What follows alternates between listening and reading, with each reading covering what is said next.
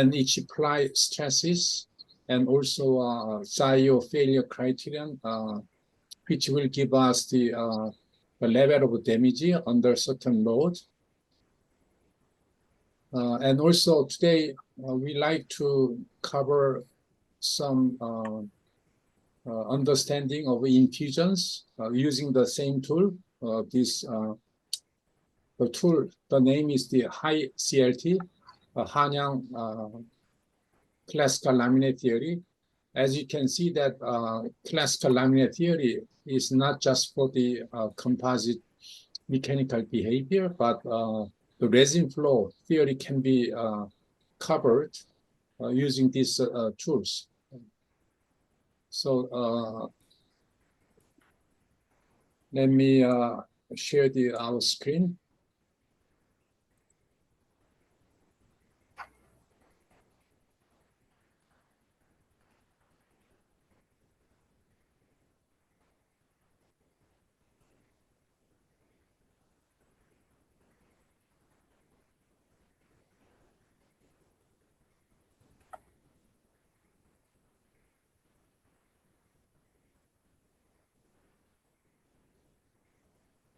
Okay, just 1 second. We have a separate.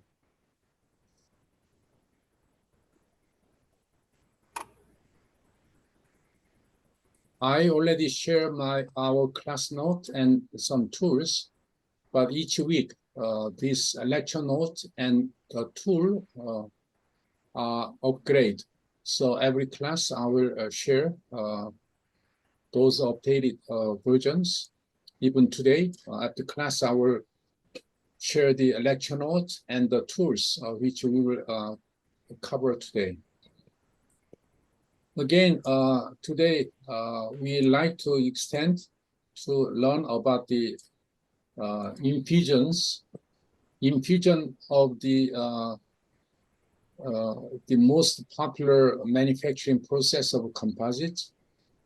Simply the resin will flow inside the dried fabrics, and we like to know how we determine the inlet of the resin and outlet. Basically, we like to understand the resin flow characteristics. But anyhow, let us review what we covered last week.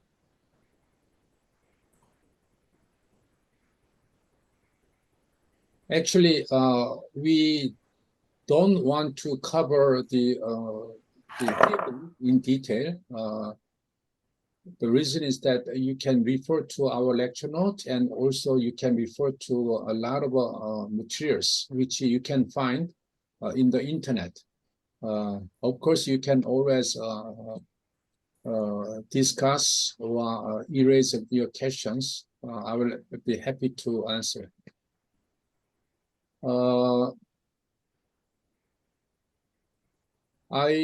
Since this is the most important feature of the composite, it's the stiffness of a composite laminate.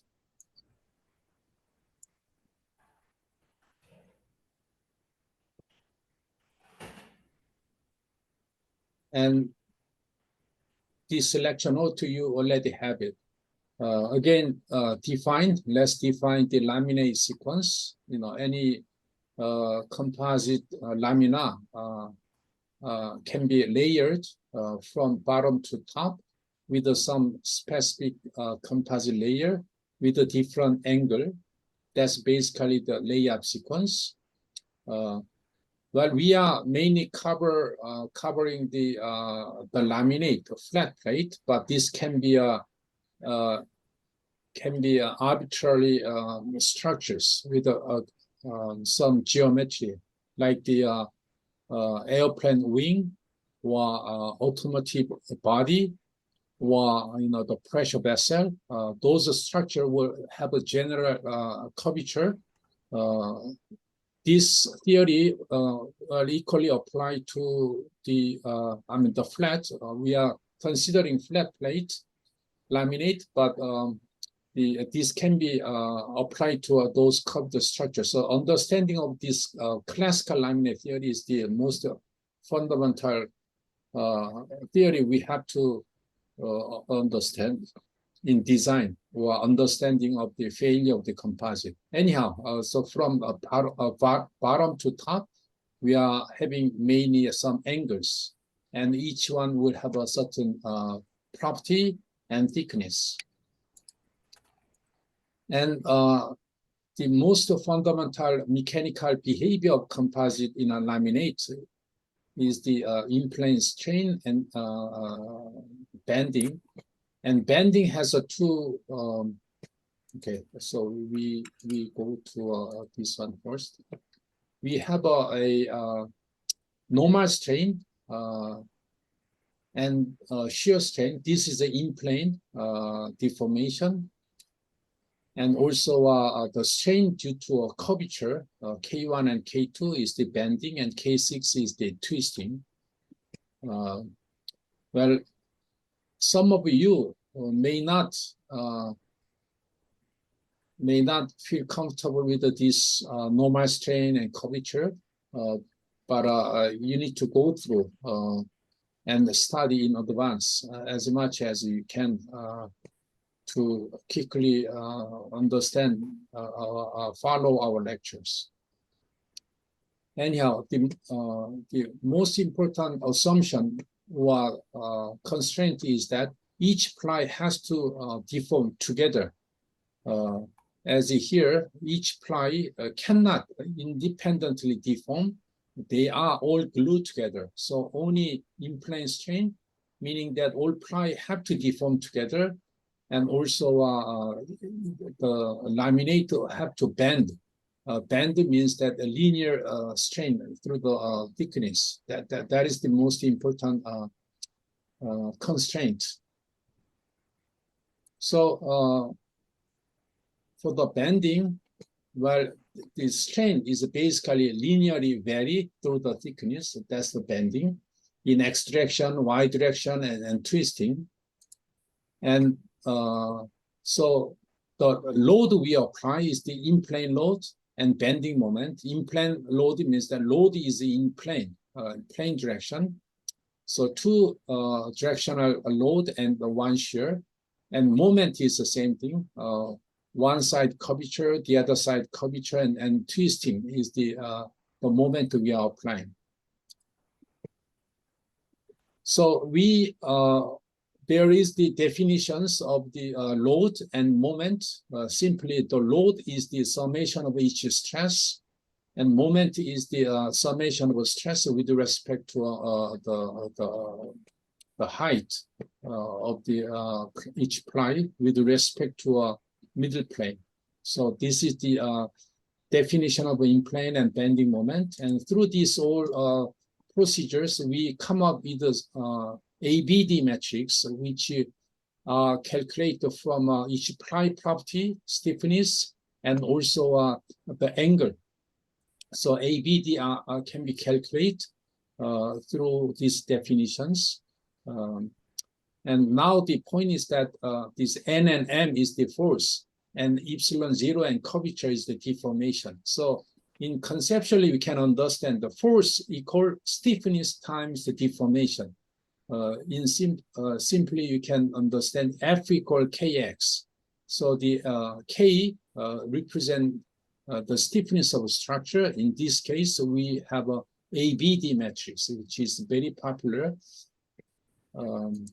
I'm just a review of what we have done. Okay, so we have a ABD matrix, and the ABD matrix can be calculated by understanding all the theory through our definition and things, and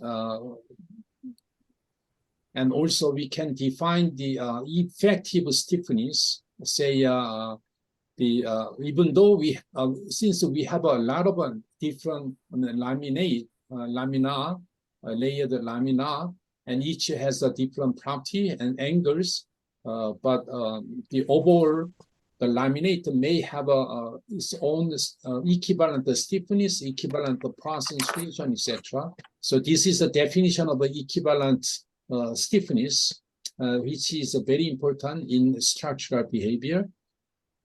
So we have already tools.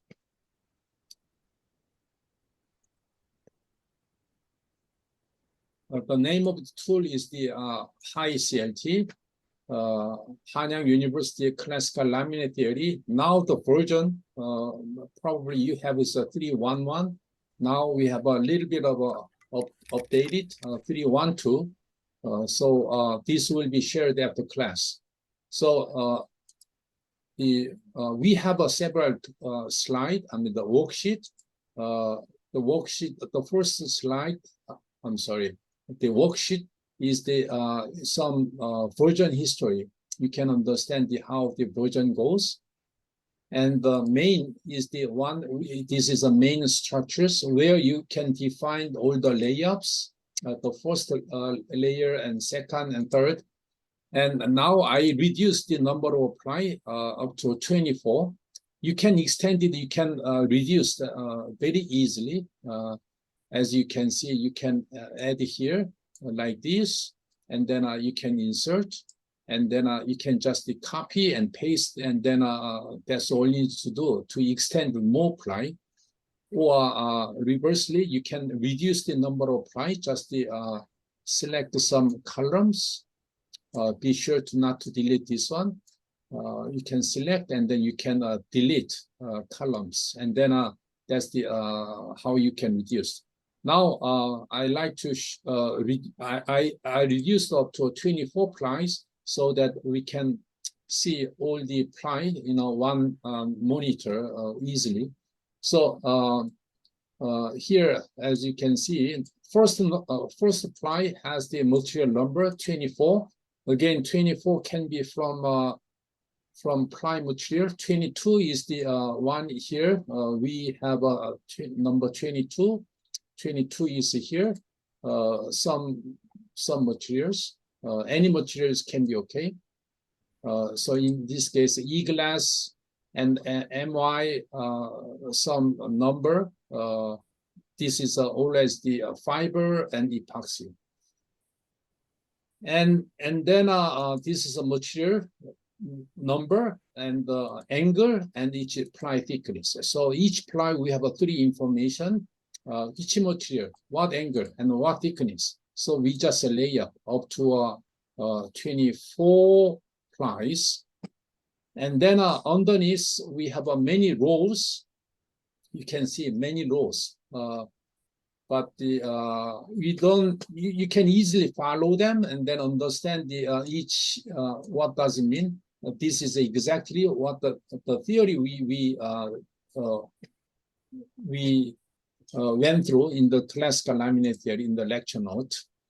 So you can line by row by row. You can follow first. Well, there are some advanced features, like the DM and DF. These, if there is something you don't know, well, that means you don't need to understand that. So I like just to hide them. So anyhow, since we are okay, this one I also like to hide. So let's say we choose the number 22, then we call each ply stiffness EX is a 55 gigapascal, which can be again from this here 55 gigapascal. To have a consistent material property, we convert them into all Pascal. And the dimension is the mainly millimeter, but mainly meter to be consistent. Okay, so since we choose the material property, we can, this is a material property we call from the database, thickness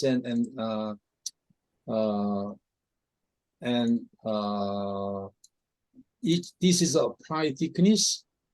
And TH, well,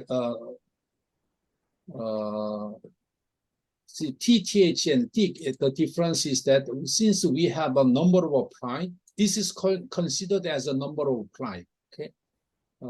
So we just multiply them, it's not a big deal. And X and X prime and Y prime is the strength in X direction and Y direction, and the shear strength and the all the other material property. This one is the very advanced one, which are needed for the failure criterion.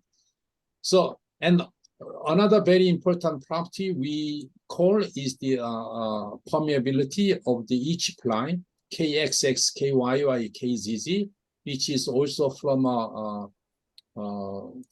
this ply property. As you can see, number 23, 22, each material have stiffness and strength, and also I like to show it this way.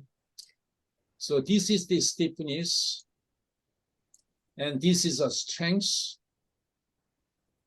And there is another column which represent the on-axis permeations, 10 to the minus 10. So 0.1 means that 0.1 times the 10 to the minus 10. And X direction and Y direction and Z direction. And certainly X direction is the 0 degree and Y direction is the Y direction.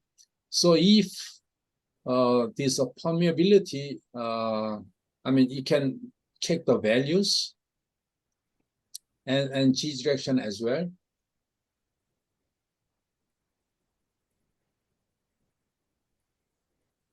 So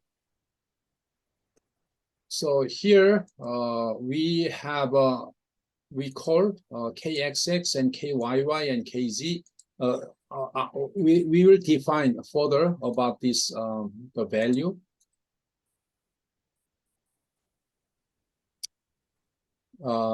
And AX and A extraction A and extraction A means that the thermal expansion coefficient alpha, and beta is the moisture expansion coefficient, which is also from a material database. So anyhow, from and here we have a FXX, FYY. That is the in terms of strength and based on the Tsai failure criterion. And this is the one for the POC theory, which are also needed. And this is some intermediate variable which are needed in calculation of the classical laminate theory. You know, the each ply we have a stiffness. To calculate that one, we have to define first the compliance, and then we reimburse that. So up to here, as you can see, this is an on-axis material property.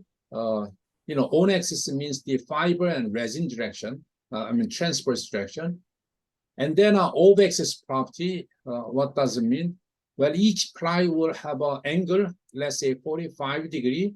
And then here, off-axis, this part, we need to have an angle, and then a cosine and sine as needed. And now Q11, Q22 is the off-axis property, which basically obtained from transformation of this Q stiffness by the angle. So we can get this one. Again, you know, there is a detailed equation, looks very complicated, but you can easily find them in the internet. Well, we can try, for example. They are in our lecture note as well, but let's say how to calculate the off-axis stiffness from the on-axis stiffness in laminate, something like that. You know, you can always refer to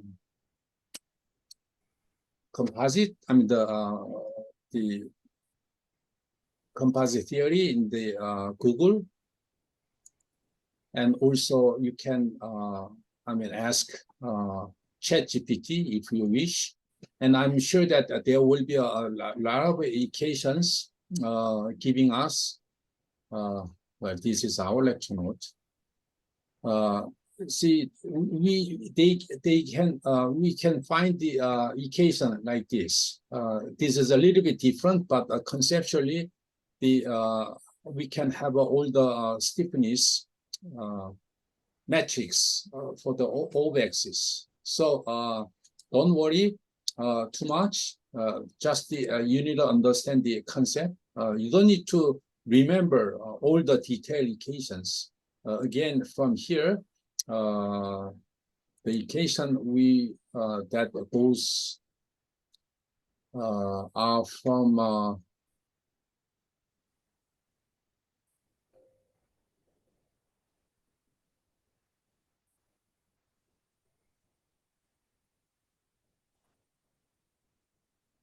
this is the ABD matrix. The Q bar is the O-axis. Okay, Q bar is the O-axis.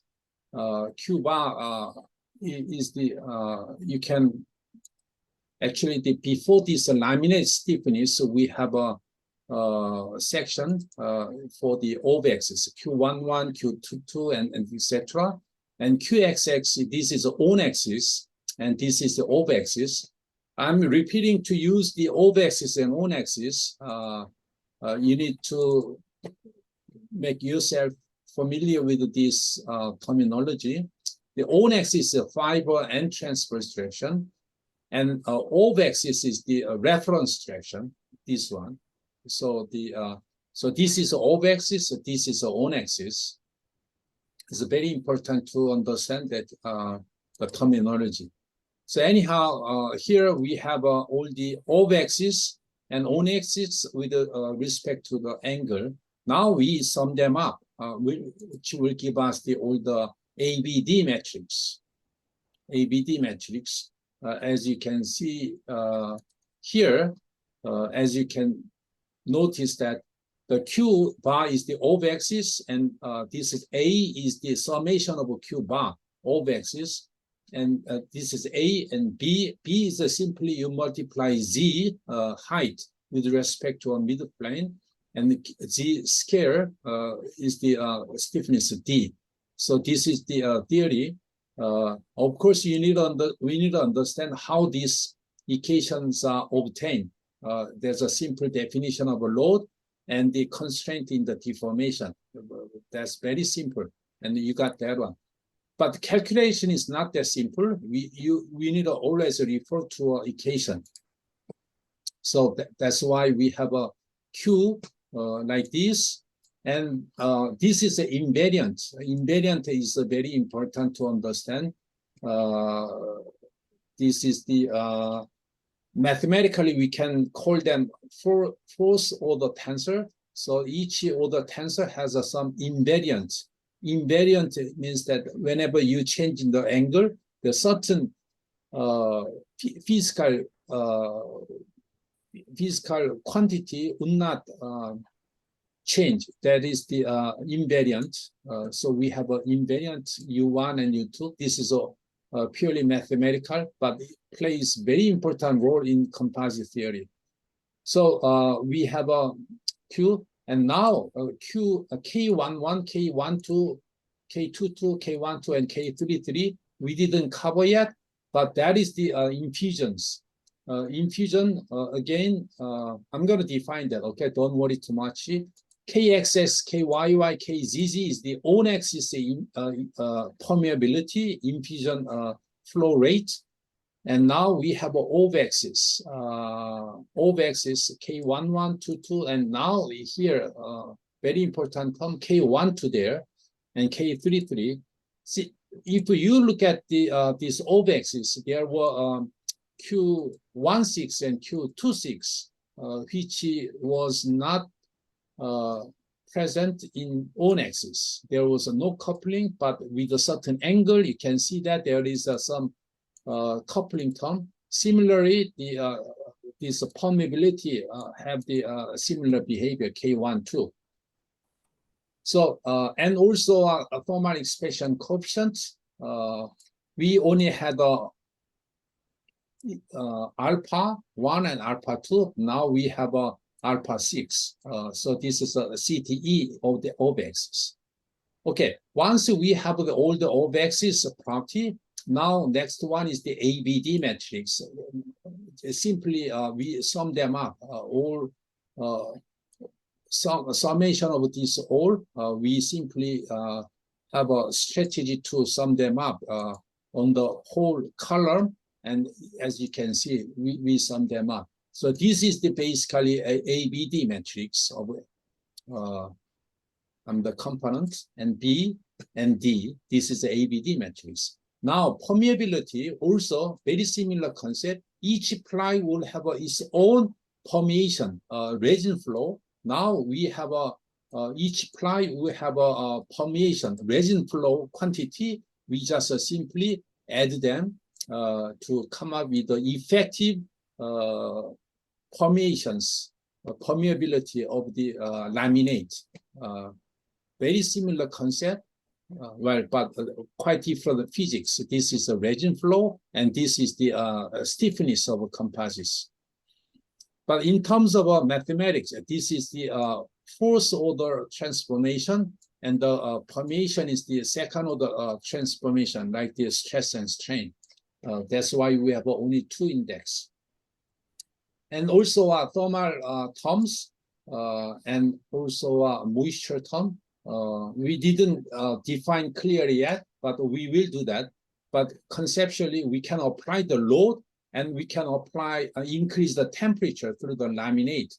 And what will happen to a laminate under temperature? Well, it will certainly extend it, it may expand or in the band, right? So that is also very important feature. And once we have a global deformation using the this ABD matrix for the given load like this, now in-plane strain and curvature are calculated from ABD matrix. You know, ABD matrix and total load. We inverse ABD matrix and multiply by this total load, and that's how we calculate that one. So you can see that you can easily trace where this comes from.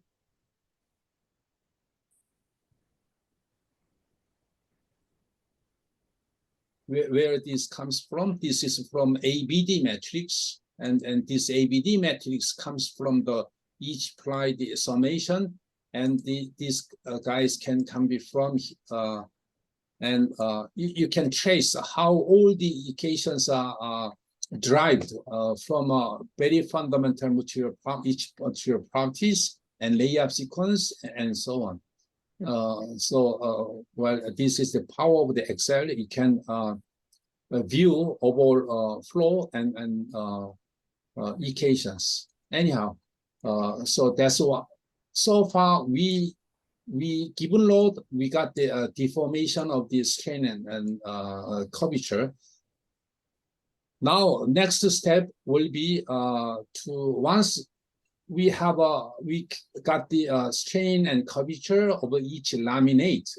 Next step is that we can calculate the stress of each ply. So now to do so, we can get the strain, the strain and curvature. This is the strain and curvature. This is the strain and curvature. Once we know, we only need to do is just multiply the the location of each ply, and same for the all the terms. And this B and T means that each ply will have a bottom and then top, and for every ply. And this is the O-axis strain, and then on-axis strain we transform using the tensor transformation. Again, don't worry too much. You always have an equation you can refer to. And once we have a strain and to get the stress in each ply, the on axis, this is the most important results we like to have, and stresses, and bottom and the top, and we added Z dependency to extend it to a 3D, but not this version. This is only in plane, X and Y and Z, but we can extend it to include the 3D effect. Anyhow, once we have a on-axis stress, the next one is that the failure criterion, like the Tsai-Yu. Tsai-Yu failure criterion is based on the on-axis stresses. So we define A and B and R. R is the one, index show the level of damage. If less than 1, then it's safe. Reach 1 or greater than 1 means that there will be some failure. So this is a very convenient value, and also the most important value in composite theory. So as you can see, thermal stresses, and we briefly went through tension, compression, and the Y direction extraction and shear, and then we went through the Tsai-Yu failure criterion like this. We are assuming, starting with the assumption of a second order terms. Second order means that stress can be up to a second order. And then this Fxx, Fyy is now obtained from ply property, tension and compression. So we can go through this one. And now this Tsai-Yu failure criterion gives us the R value. R is the one giving us the this is the strength ratio or failure index. There are some two different terminology. It's just the matter of inverse. So anyhow, R bar is the, let's say, if less than 1 is a safe, greater than 1 it means a fail. So R bar is the most convenient value, which also can be calculated from abacus or any ANSYS, any tools. So R bar is the one obtained from Tsai-Yu failure criterion. And to do so, as you can see, A and B has to be calculated. A is the strength and stress, and B is the strength and stress. That's the what we have in our tools. Same here. The here where is the okay, here is the A and B. This BBB means the bottom, and on the bottom is the top. So you have A and B and F, and now you have a R. R is the one has to be less than 1 to have a for each ply to be safe. So this is the one.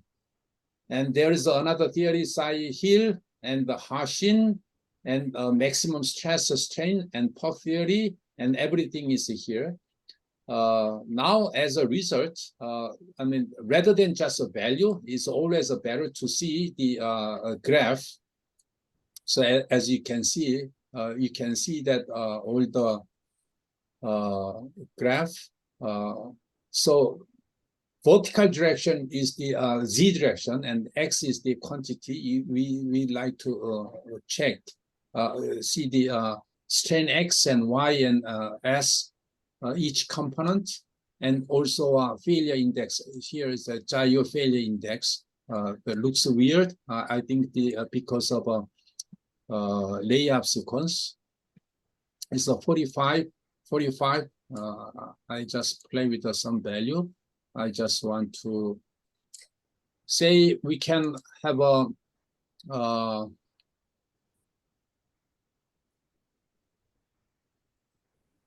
for example, let's say we like to have a plus minus, okay, plus minus, and then up to whole 24 price. Okay, the first one we have a input.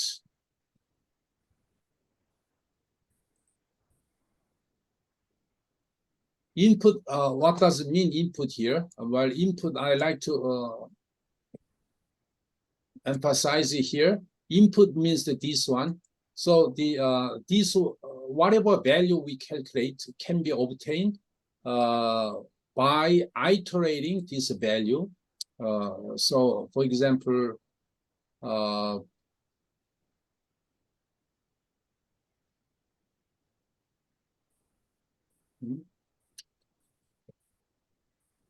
well, anyhow, this is the input value. So this key chart, if you click this key chart, this input value will vary from initial to final by every step, and you get the result. So now I'd like to show you the stress under some load. I like to, what is this? Well, we already confirmed that. We know this is all well plot. I don't want to go through this angle is too weird. So I just want to change it, for example, 45. Which means the plus minus 45 degree. And this is a shear term.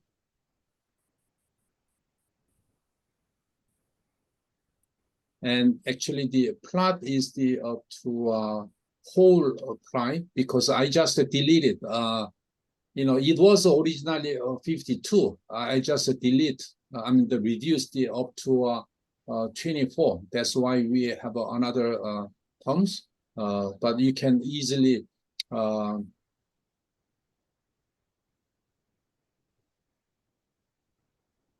delete this guy, because we like to, we only have a 24 price, this one.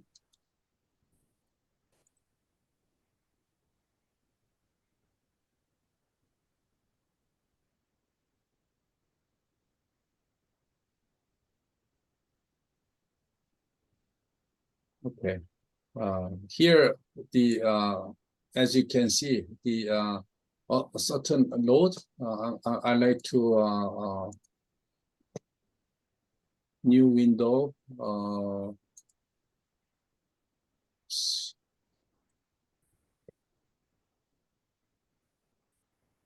Okay, this is the two. Oops.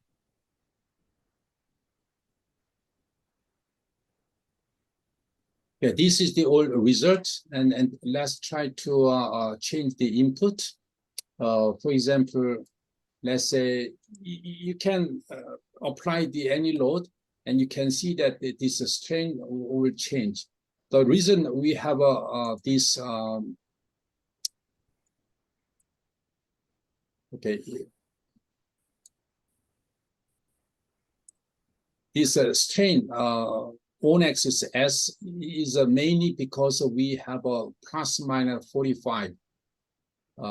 That's why we have this shear strain, largest shear strain on axis. And here you have a plane, I mean the strain off axis. And this is all plot. Is much easier to understand rather than values, but it's important. let's say, for example, the Tsai failure criterion, where is the Tsai? Tsai is this one, Tsai index. As you can see, each ply, we have only one component of the Tsai index, and very easy to understand. And the value, as you can see, is very small value. So let's say we, I just want to have a 0, and the let's say 1,000, and I'm sure this will increase, and another 1,000, and get increase, and now 0.3. 0.3 means that if we apply like the say 0.4, then it reach very close to 1, right? So this is how we determine the how safe this composite under this load.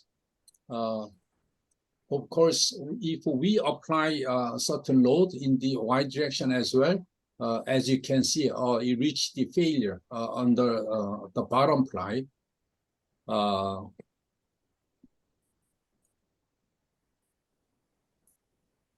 And this one is not fully symmetric because just a plus minus 45.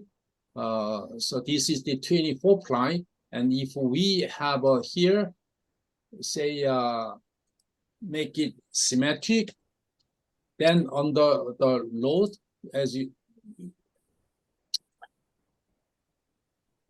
can,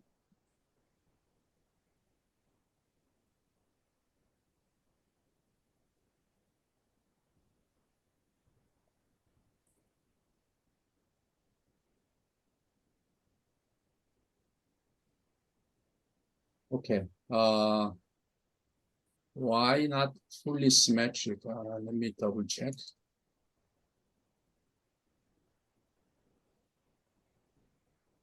One, two, and 22, plus minus, here, plus minus, plus minus, plus minus, and plus minus, and then a minus, and up to a plus, and same material, 22. And now, do we apply some temperature? 달려 있어가지고 항상 텐션 주고 이게 움직여 얘가. There can be some other temperature. Here we can apply. No, we don't have any temperature here. 얘는 스프링으로 이렇게 돼 있잖아. 얘가 기어가 바뀌면서 작아지면은 얘가 더 길어, 요 밑에가 더 길어지는 거잖아. 체인 길이 맞추려고. 이걸로 하자. 이런 식으로 변속기 하나만 달아놓으면 되는 거야. 그러면 어디다? 중간에? 이부터 중간에? 딴데 뭐 안 박는 데. 그러니까 중간에 그냥. So let's say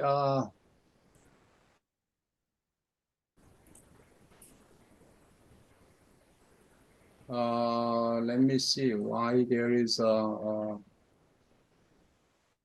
plus minus. There is some curvature, the load.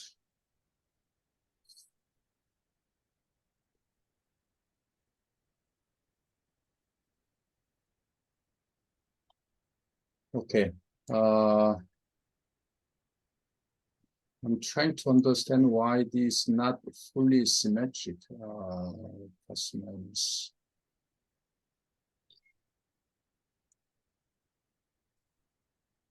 This is not what we want.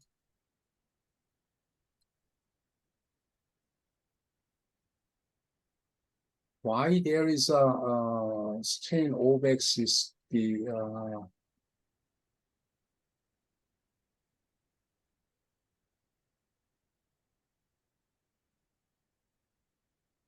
shear strain has to disappear. But that's not the main point. I like to. There can be. We can double check later. But the point is that any layup sequence and then a load, we can get the stress and strain and then a failure index. Okay.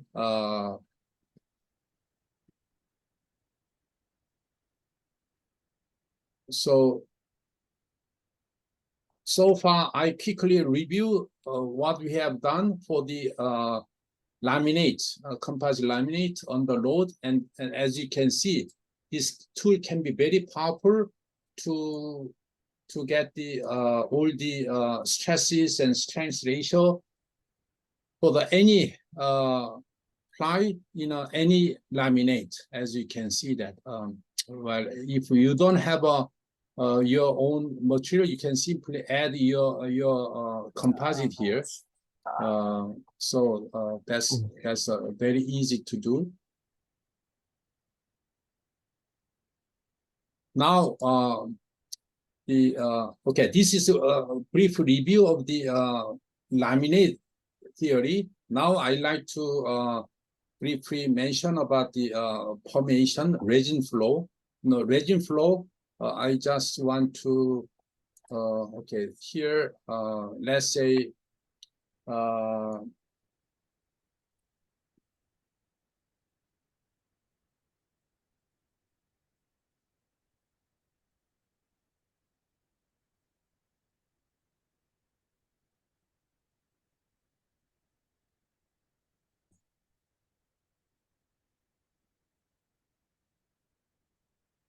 again, infusion is one of the most popular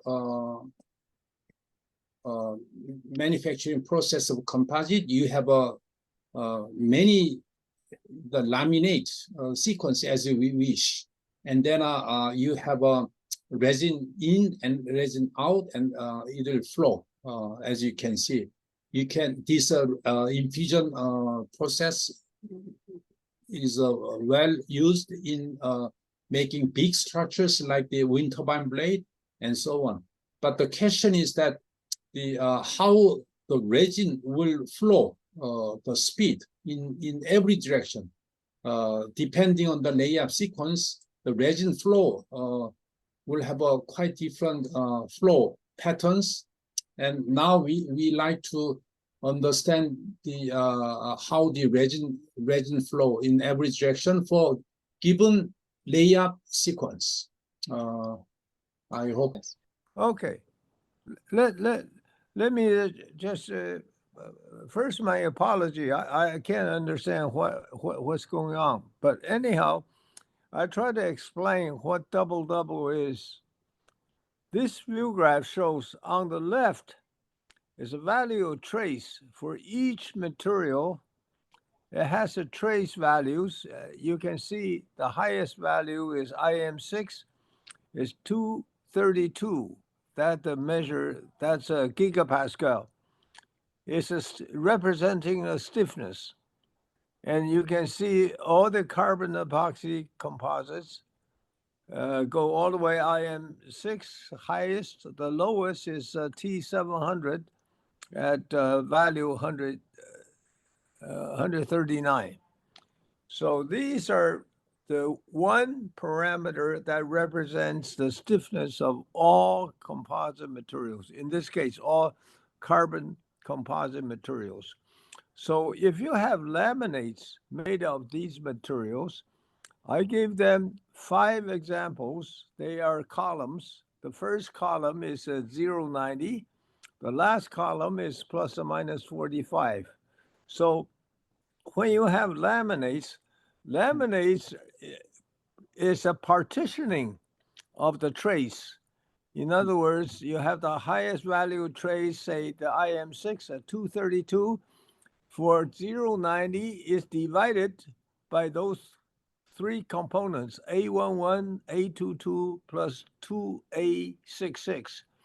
So for 090, they represent 47% for A11, 47% for A22, and 3% for the shear. So that is the partitioning, like a piece of pie. You cut it into 4 pieces. And so the 090, the cutting, the partitioning is the same, regardless of what the value of the trace is.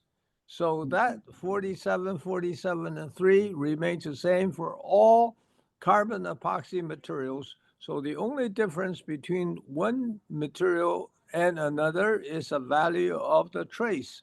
If the trace is 10% higher or 10% lower, but every component will be 10% higher, 10% lower. So you separate the stiffness of laminate into 2 parts. One is a trace, which represent the total values. Then you have the geometry, which are the partitioning. The partitioning is the same for each laminate for all composites. So the composite stiffness is very easy. All you have to know is the geometry part, that's partitioning, and the value of trace. Can we go to the next slide? So the first one, this represent IM6. Yes. Probably this one is the T700. Somewhere middle, right? IM6, yes. And somewhere here. So you just show the 3 typical composite. I mean the composites. Right. Okay. Right. So you're saying that regardless of each materials, the ratio of the A11, A22, A16 will be the same, very similar. Only difference is the trace number. This is total sum. The value is total sum is different, but the ratio is very similar. Right. It's exactly the same. I see. So that is very important, because when you have a single parameter representing the stiffness, which later we show we have a single parameter represent the strength, then you can rate them, because you have a single parameter, you can make high and low. You can rate them. If you have 2 parameters, then you cannot easily rate them, because one could be high, the other one could be low. So having single parameters is very important. So in the case of stiffness of composite materials, we say the single parameter is trace, and this chart explains why trace is the single parameter. Okay, I'll go to the next slide. This slide shows the governing equation of plane elasticity. And you have F, capital F is the stress functions. And then you can see the coefficients of the governing equations are the compliances. You have the first A22 and 2A12 plus A66 and the A11. So those compliances, as you can see from the chart on the upper left, it shows the stiffness matrix A11, A22 as a functional trace now. The horizontal axis trace for different materials. As you can see, they are linearly varying. Then you go to matrix inversion, you get the compliances, which are the lower right and lower left, the matrix inversion. Then you command to the coefficients, and you can see the coefficients for a given laminate now. This laminate is upper left, showing this is a hard laminate. When they are as a function of trace, they are constant, which means the stress distribution of this laminate is the same for all materials. And this is like isotropic material. As you know, for isotropic materials, the stress distribution is the same for all isotropic materials. So we can extend that to orthotropic materials, they are the same for each orthotropic materials. So that makes it very simple. You solve the problem once for a given laminate, a given material. The stress distribution for other materials will be the same. You don't have to solve different materials because the coefficients are, as you can see, they're within the same, within something like 1%. Well, 2.2% for one and so forth. So extremely accurate. And trace is very important. It simplifies. It makes the behavior or analysis simple. The whole motivation, what we try to do is to make the understanding and use of composites simpler than what it is. And So, we think, okay, sorry. go ahead. Yeah, I would like to just repeat what you were saying. So this first graph shows that A11, A11 and A22 and A6, and this stiffness will vary along with the different trace. Yeah, And right.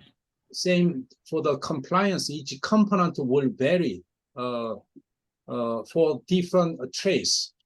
But these three terms, this one and that one, that terms is a constant regardless of the trace. So this is a very unique feature in terms of trace. Yes. And for a given material, for a given laminate, I'm sorry, for a given laminate. Given laminate, for example, for here, given laminate means that, for example, 0.90 for given laminate, for along with a trace, then this value will remain the same. Like this. That's correct. That's correct. Yeah. Now, what is the F here? F is a stress. F is a stress function for plane elasticity. For plane, the stress potential is the plane elasticity. So you solve all the two-dimensional problems, say stress concentrate around a hole, or you can see the next slide show you the solutions. Oh, they're here. Here's a double-double. The difference between quad and double-double. The quad on top, we have the angles fixed. You have 0, plus or minus 45, 90. These are fixed ply angles, but you have variable ply numbers. In other words, you can 5, 2, 2, 1, and so forth. So you change the number of plies for the fixed angles. Now, double-double does the opposite. Double-double fix the number of plies. It's 1, 1, 1, 1. But you change the angles. The angles change. It's not 0, 90, plus or minus 45. We have two sets of angle plies. So the difference is ply angles are continuous. You can have 75, you can have 76, you can have 76.2, whatever you want. It's continuous. Whereas the ply number 5, 2, 1 are discrete. You cannot have, you don't like 5, the next is 6 or 4. You cannot have 4.5 or 5.5 because it is not a continuous function. So double-double is much easier to operate, optimizations, because you have a continuous functions. And whereas in the quad, you cannot do that. And the quad also depends on how many plies you have in the building blocks. Could be 6 plies, 8 plies, 10 plies, or any number of plies. So it is much more difficult to work with quad than it is with the double-double. And the double-double has only 4 plies. Only 4 plies is a building block, so that you can build laminates by repeating the 4 plies. So you can have 8 plies, 12 plies, 16 plies, or higher. So when you have repeats, anytime you repeat more than 3 times, you are very close to a homogenized laminate. In other words, your coupling matrix, B matrix, becomes very small. Homogenate. So homogenization becomes very important, because when it's homogenized, then you have midplane symmetry naturally. So you don't need to worry about midplane symmetry. And so you can just stack the laminates up if you want to go more than 4 times. And then the B matrix is so small. So there are many things you can do with a homogenized laminate, but you cannot homogenize the quad because it's too thick. The homogenized, we have the example, say 5, 2, 2, 1 is 10 plies. You make a symmetric, is 20 plies. So you cannot have us homogenized. You need something like hundreds of plies before it becomes homogenized. So homogenized double is very easy to do. When you have homogenized, then you can taper. You have 10 repeats. You can go to 9 repeats, 8 repeats. So when you taper, your properties do not change. Whereas in the quad, you taper, meaning you have to drop a ply. You have 4 ply, 5 ply zeros. You go to 4 ply zeros. So that is not the same laminate anymore. So you can see how simple double is, because only have 4 plies homogenized, and whereas the quad you cannot. Okay. Now here in the double, so you are saying that this number of repeat and this number of repeat, they are same number of repeats. Yes, no, the repeat is on the outside, not on the inside. Yes, outside like this. Outside the bracket, yeah, outside the bracket. That's right. So always it 1-to-1 ratio like this. Yes, you make 1-to-1 ratio. 1-to-1 ratio is the easiest. If you make a 2-to-1 ratio, you can make any ratio you want. It becomes more difficult. So 1-to-1 ratio, 1 is the best. Okay.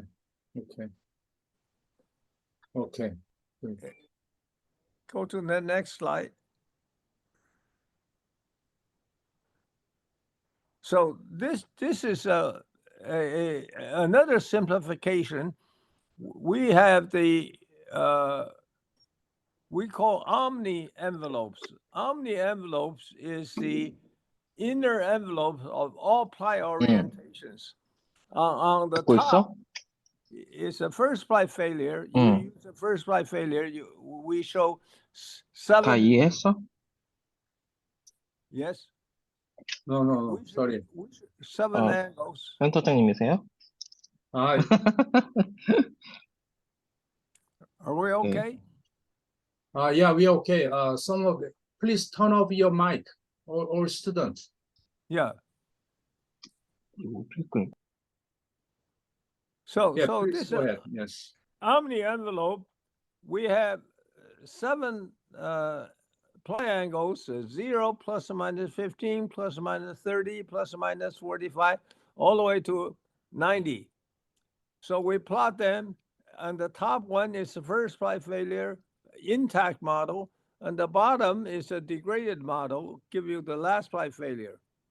So the difference between the two, you can see on the left chart, the yellow, the background, are the controlling plies.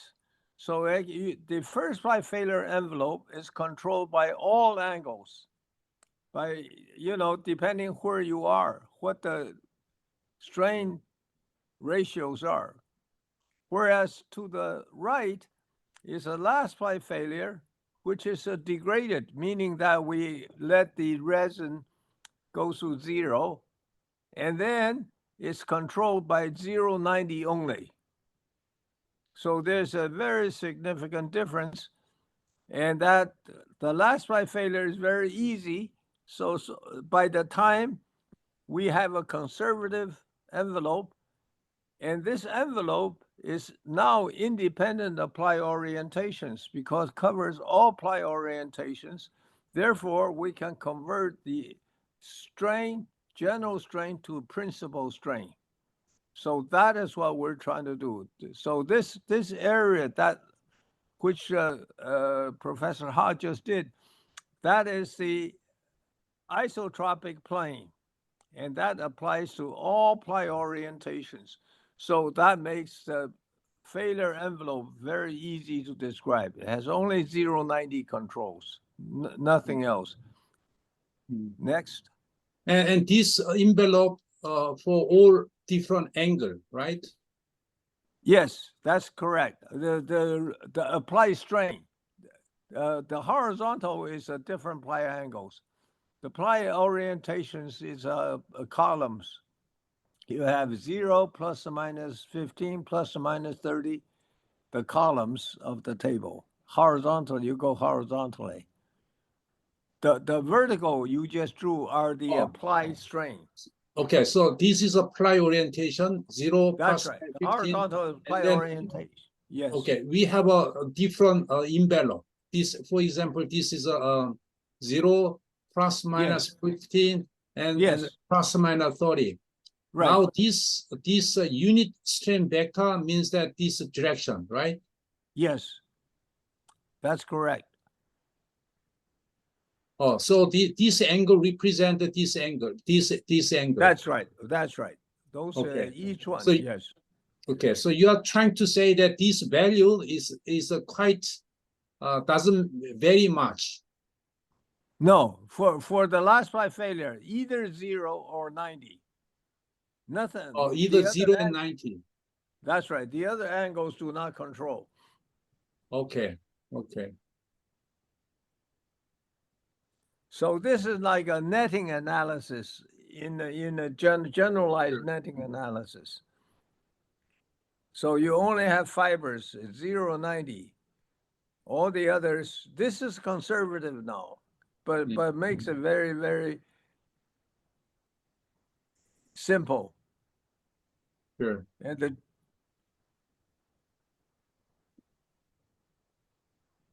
okay, can we go to the next slide? Okay.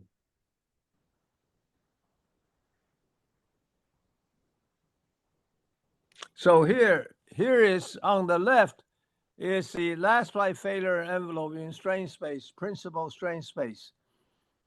So this is a 090. So the angle intercepts is x, a little x is in the x direction, and x prime is compression.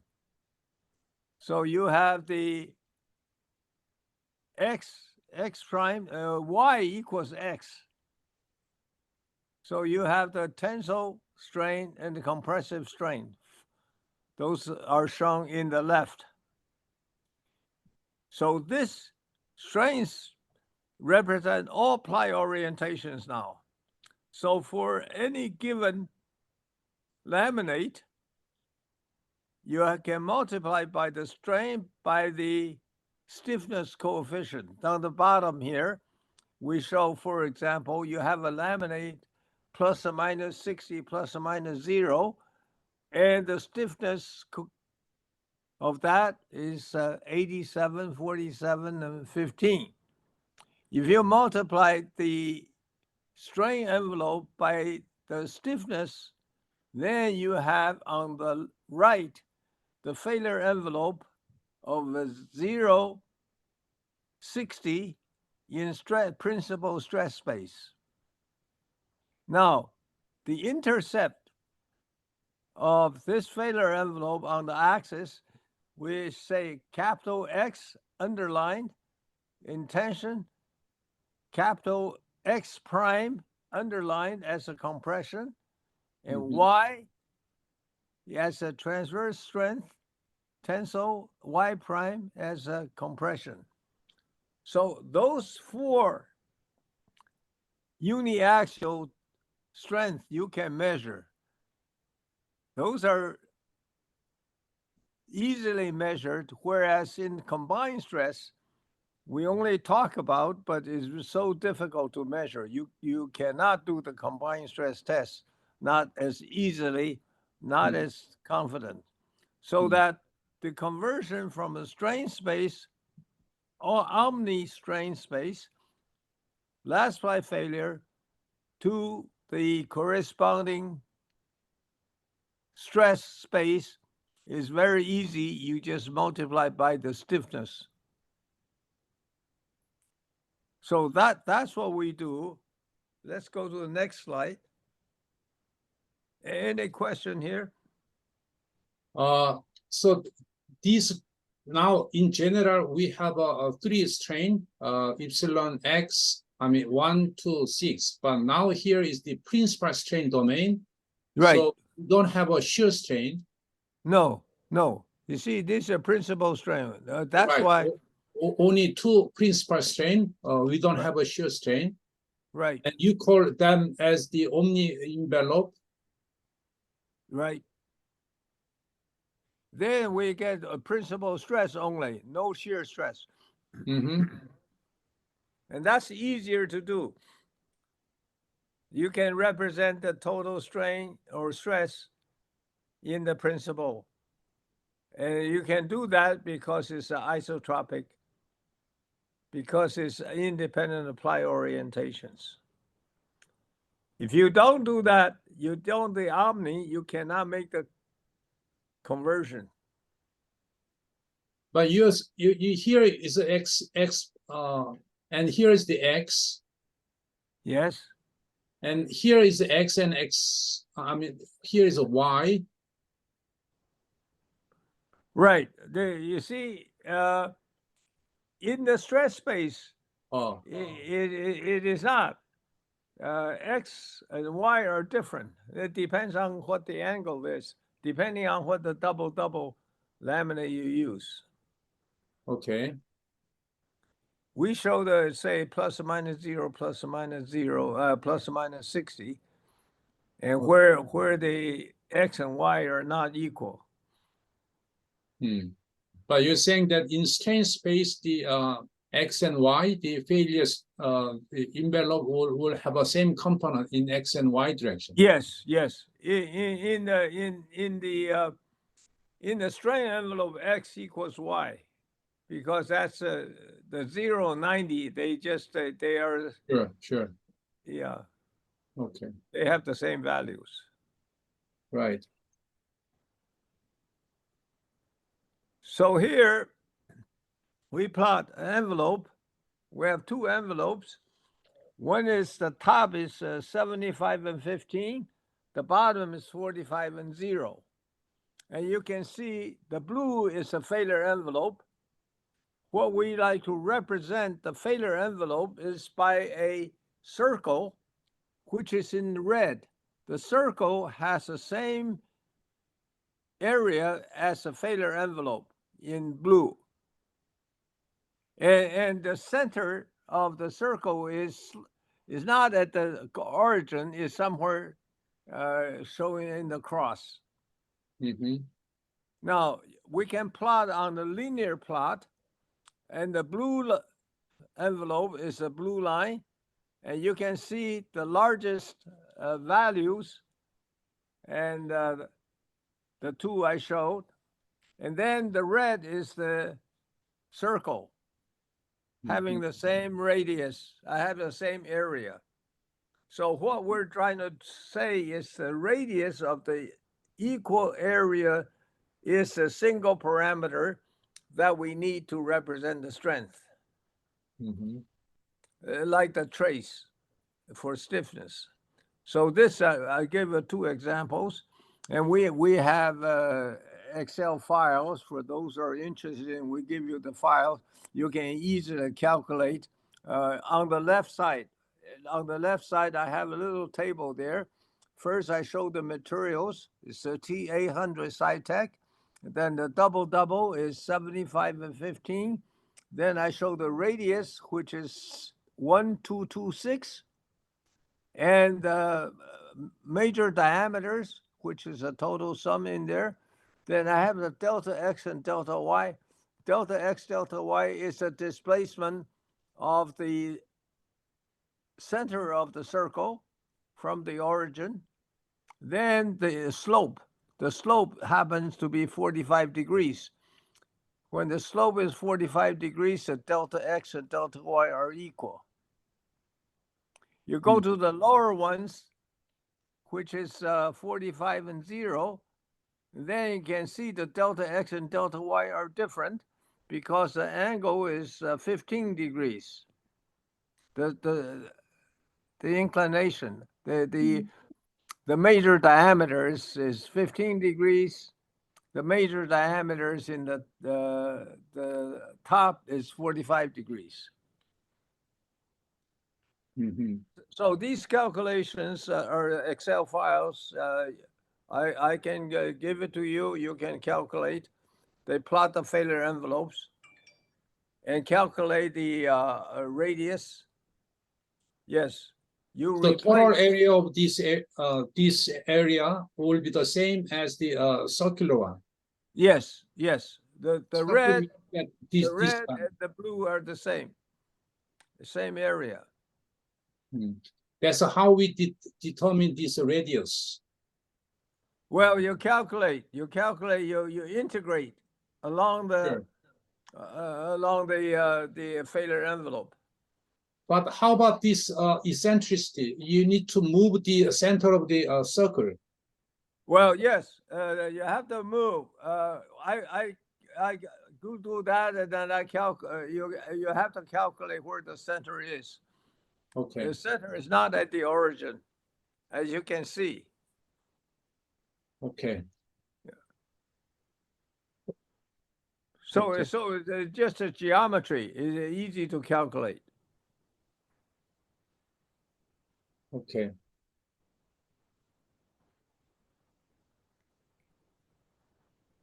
And the text explain it. You can read the text. Sure. Yes.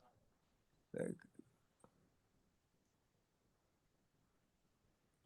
Now, this is how we find the rating of the materials and rating of the laminates. So here on the top is A ply, upper left. It says A ply quad.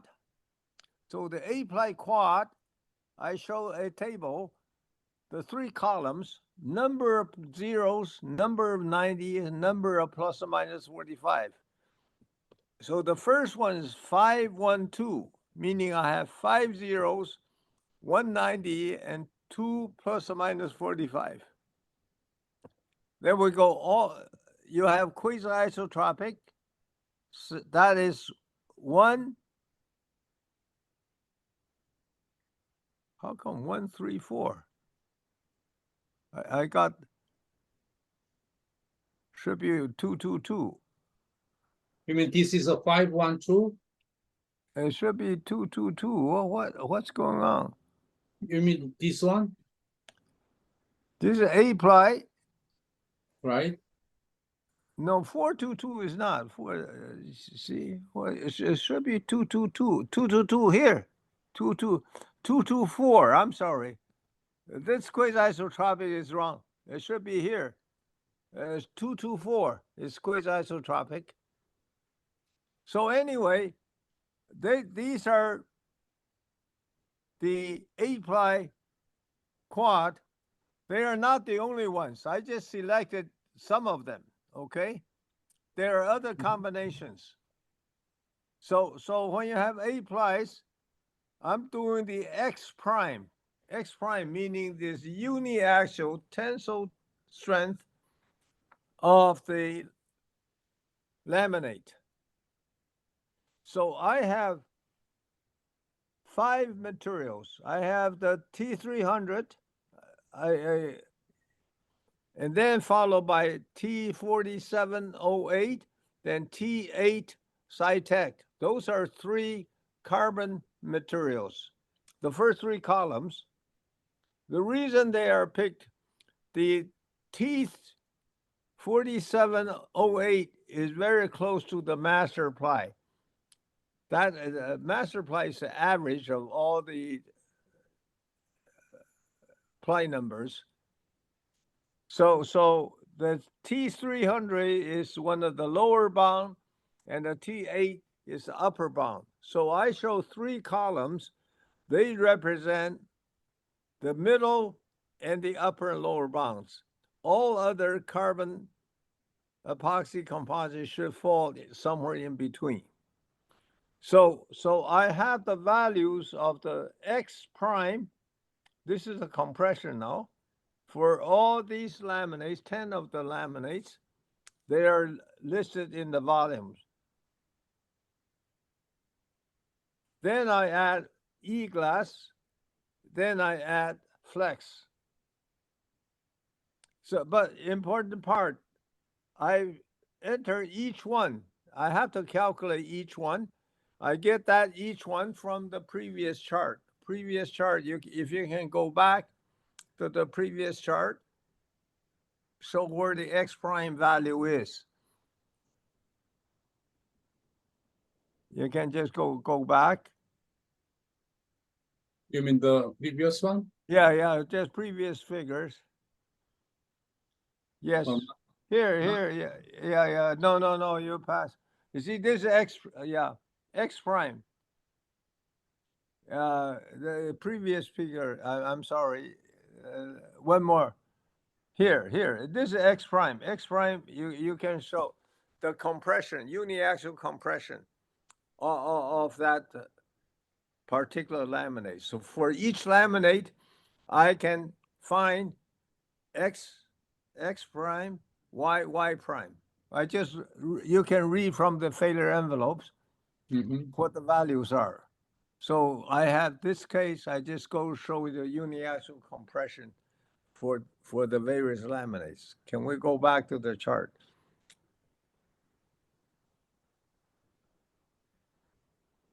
Yes. So I have all these values, to 3 columns, 3 materials, and that's what they are. Then I also, in the last one, is 4400. That's a 090 laminate. That's a 090 laminate, and those are the values. Okay? I'm sorry, which one? Yeah, we go slowly, as slowly as you wish. Make sure we understand. Sure. We have, in the first table here, we have the heading T300, the second table, T300, and then followed by T4708, which I highlighted because that is the master, the average value. Then the high value, the upper bound, T800 Tsai. So for each material, we have 10 laminates. The first laminate is 5111. I find out what the uniaxial compression is. The first one, 970, this followed by 1080, followed by 1080. Those are the 3 values from the failure envelopes. So I do that for all 10 laminates and the 090 at the bottom. So 1, 2, 3, 4, 5, 6, 7, Sure. 8. 9, 10, and then I add a Okay. 090, because 090 is not in the 8-ply sublaminate. It's not one of the members, because we assume the 8-ply quad, they're all fully populated, whereas 090, it doesn't have the plus or minus 45. But 090 is important. I use that as a normalizing factor. 090 is very unique. 0.90 has a Poisson's ratio near zero. So we Mhm. treat that as zero. So we always use a 0.90 because then the stress, uniaxial stress, uniaxial strain are coincident. They are along the x-axis. Mhm. If Poisson's ratio is not zero, the strain will not be Hmm. along the x and y axis. So only 0.90 laminate has that feature. And 0.90 is very easy to do. If the Poisson's ratio is near zero, you don't have the local stresses when you grip. You grip the uniaxial coupons, you don't have a lateral contraction or expansion. So it Mm. makes your calculation much easier. Your A11 and E1 is the same. A11 equals E1 and A22 equals E2. So we use 0.90. If you have to make one test, 0.90 is the test you should do. Hmm. So we have the 0.90 at the bottom row.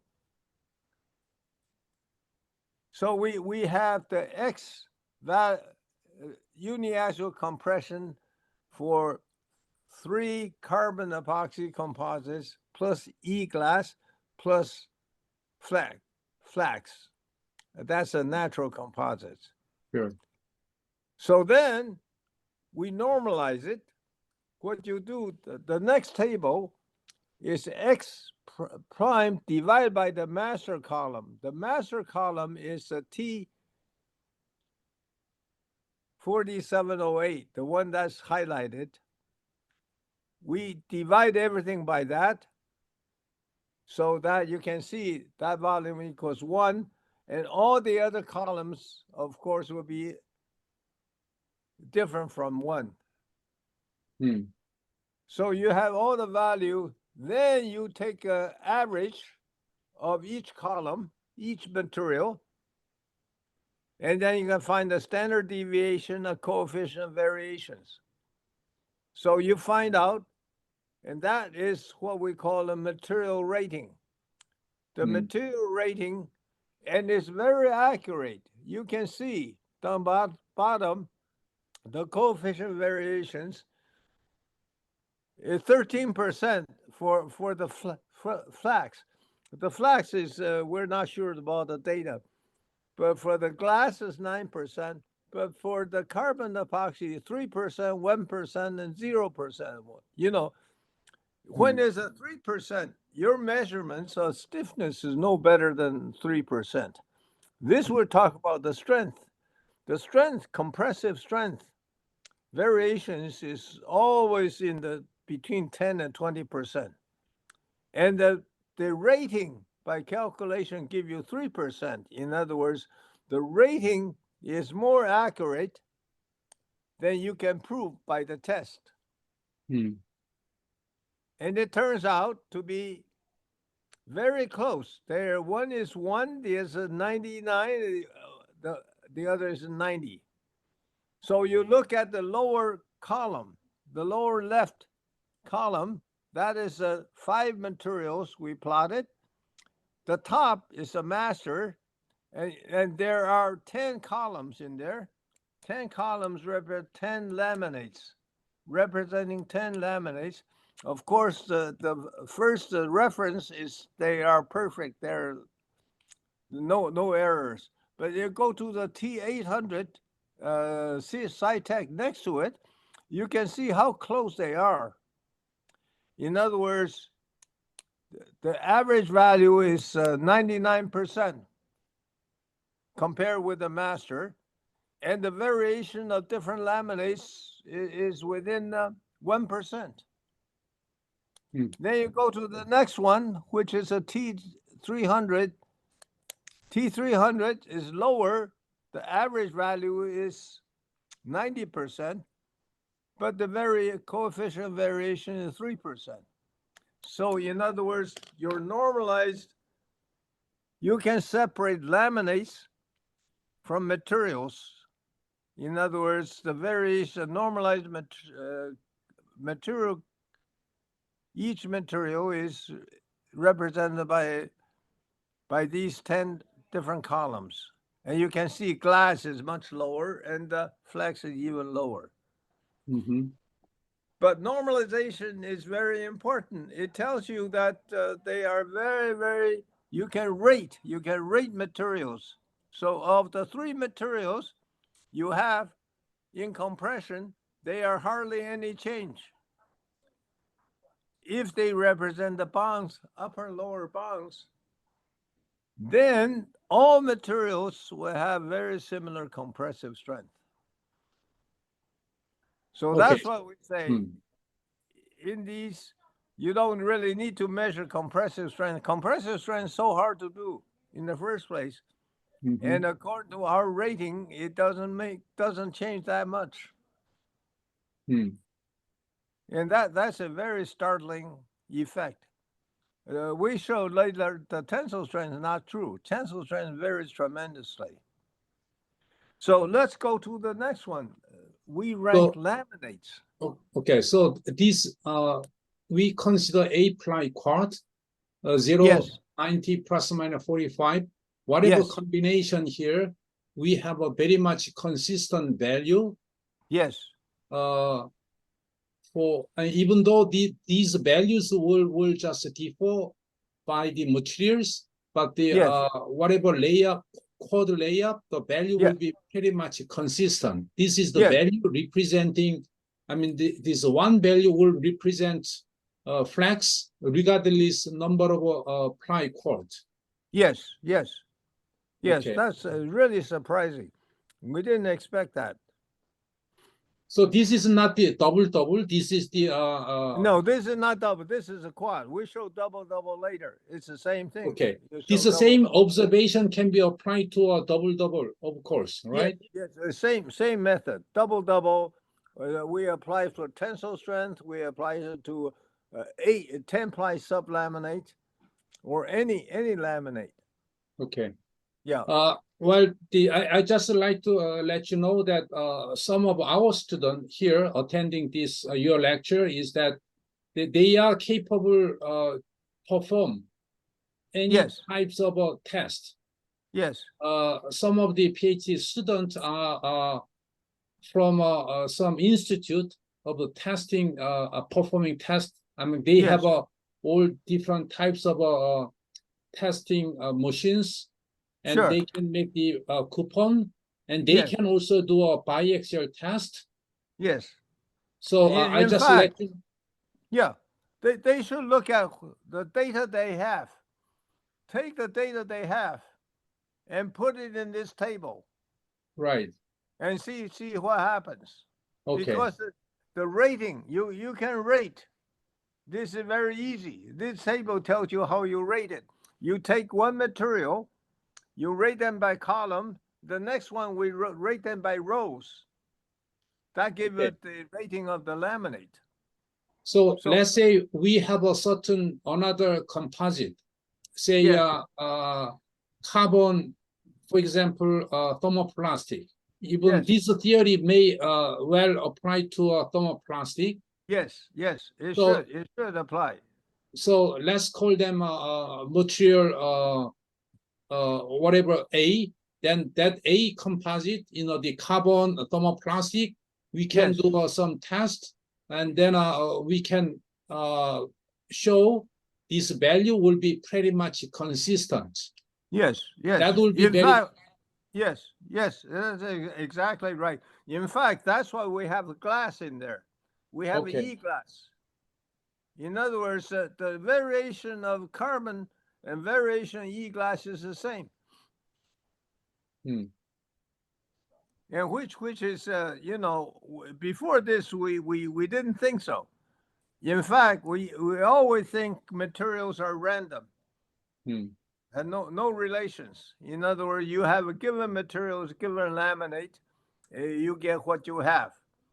You change the material, you change the laminate, it has nothing to do with the previous one. So what we're saying, This is the, doesn't matter. This is not double-double. This is double-double Sure. or quad or any laminate.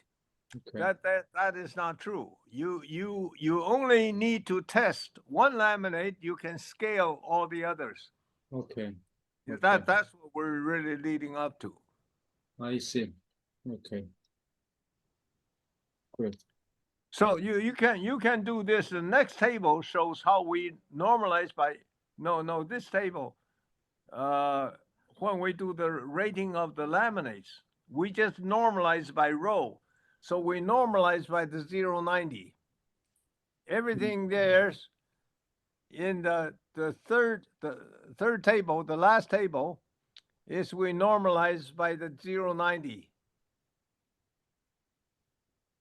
So we normalize by 090, and you can see the bottom row is 1, 1, 1, 1, 1. Okay. You mean, yeah. sorry, you mean here, right? That's right. That's right. We normalize by that. That's a 090. So everything else is relative to 090. And then you take the average. That is our laminate rating.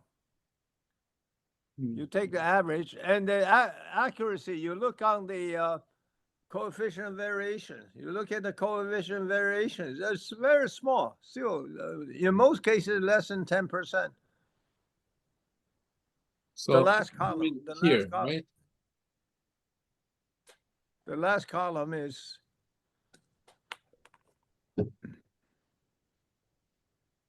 so the summary of the laminate is a table here in the lower right corner. They give you the this is a carpet plot now. This is a carpet plot. Mm-hmm. You can see the number applies in zeros, 5, 4, 3, 2, 1, and the plus or minus 45, 1, 1, 2, 2, 3, 3. And for those laminates, there are 10 of them. Those are the values, the master values of their rating. The highest is 1.19. The lowest is a 0.40. Mm-hmm. Those are the relative values for the one material. If you want to change the material, you just use the material rating we just had. In other words, that would be 1. You want the T800 is 0.9 multiplied by 0.9. But more importantly, glass is 0.38 or 3 whatever. I can't quite read it. So you multiply that by 0.38. That's what be the glass. Mm-hmm. And we show that later. We show that in glass. So that is remarkable. You take an average of 5 materials, 3 carbons, 1 glass, 1 flax, and take the average, and they come out, and they are the same. The variation is the same. Mm-hmm. And you can see the table is the same table now. For 10 different laminates, the first one is 1511. The last one is 5111. And you can see the 5 materials, they make very little difference. Mm-hmm. Okay. Mm. So, okay. Then we go next one. Next one is the same. This is the same, except this is a 10-ply quad. Mm. 10-ply quad, we do the same thing. Everything is the same. And you can see the material rating is the same. And that's important. Mm. And they should be the same. Because between 8-ply and 10-ply, they shouldn't be. And you look at the variation of the laminates, they look very, very close. Mm-hmm. Then we go to the next, is a double-double. This is a double-double. And you can see the material rating is still the same. And you can see the materials, the three materials are 1.98 and 0.90. And glass is 0.37. I have a peak material in here. Mhm. So that's what it is. Then we can do the tension and compression. We have compression here. We can do the tension. We can do the radius and so forth. That's what was done. We can let's go to the next one.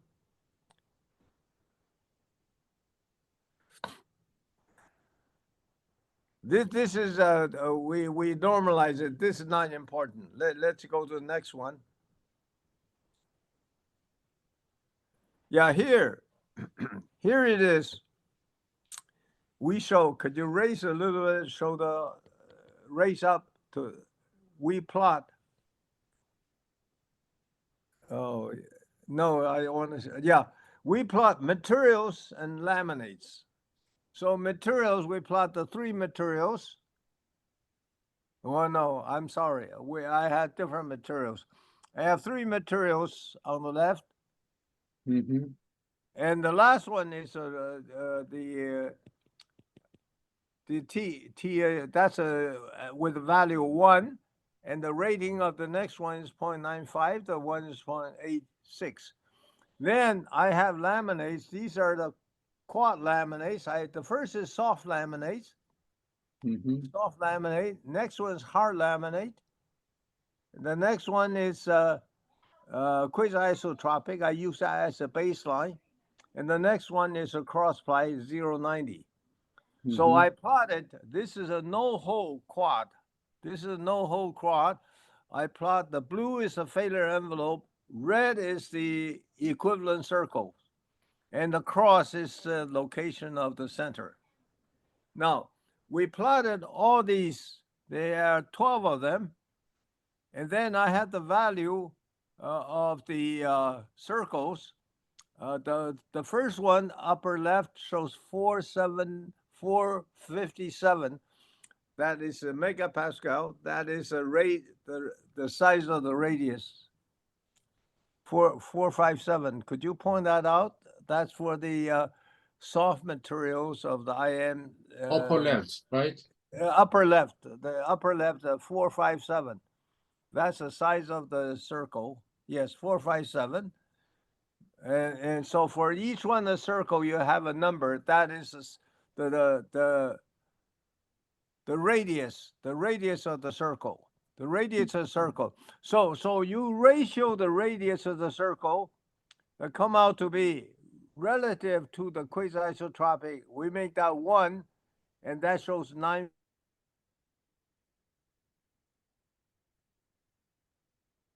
Tsai, you mean I'm sorry, I cannot see my pen. So this is a plus minus 45, is a 1-to-1.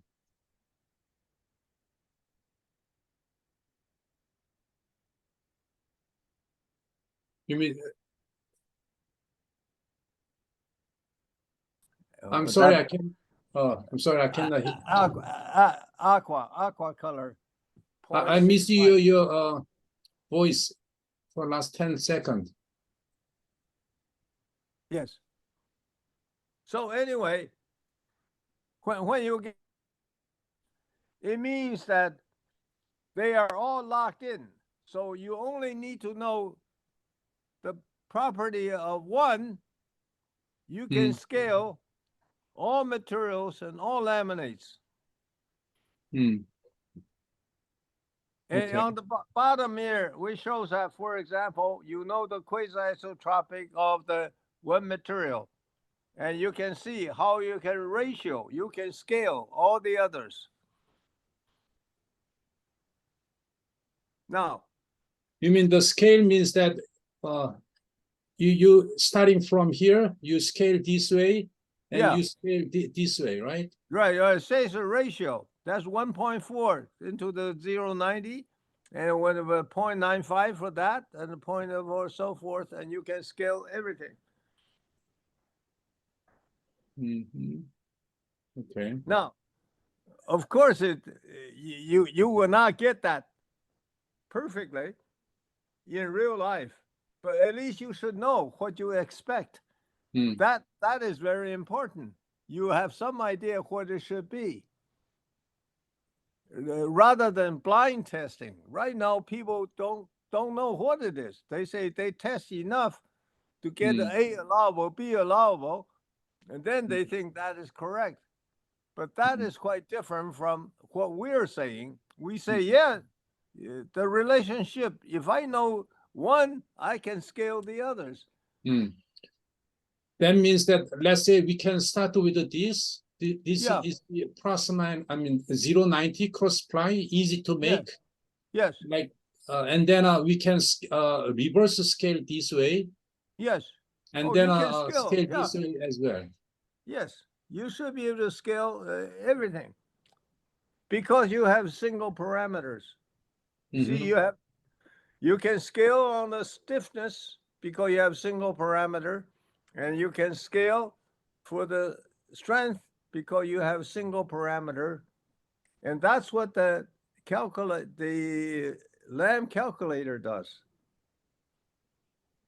But we So- still need to determine, we still need to know this ratio, right? Yes, but I showed, I calculated all the ratios already in the Lamb. So you can, let's go to the Lamb calculator. Okay. Yeah, I got you. Yes. Yeah. Okay.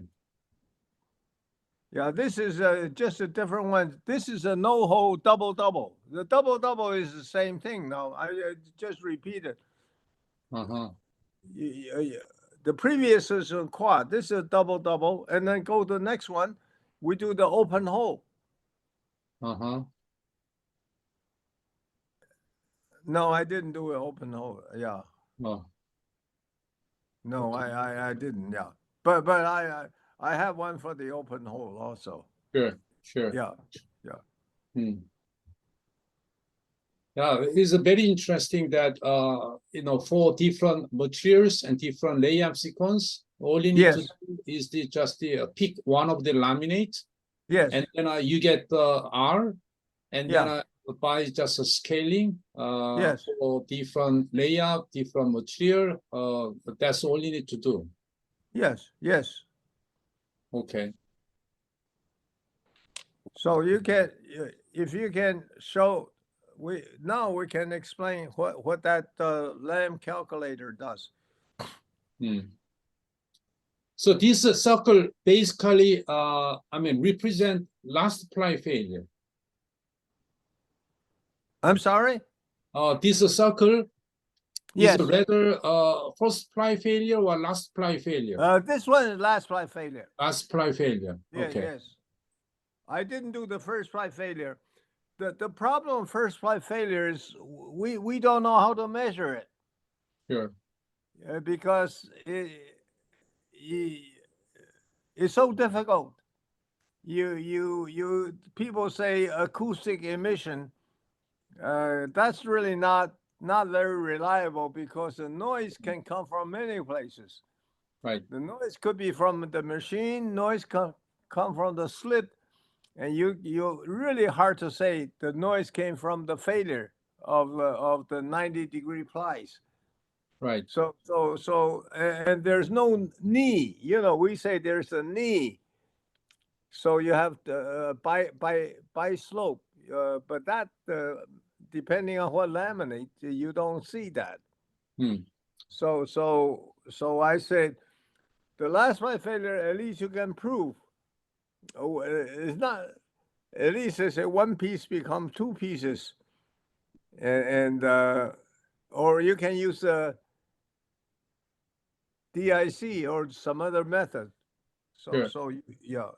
Okay, well, the designer will have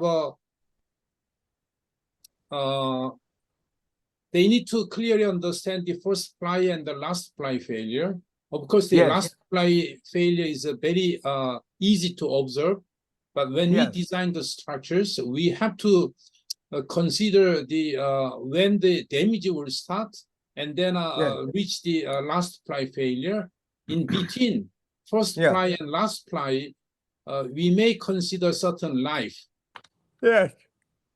So that can be one interesting the point.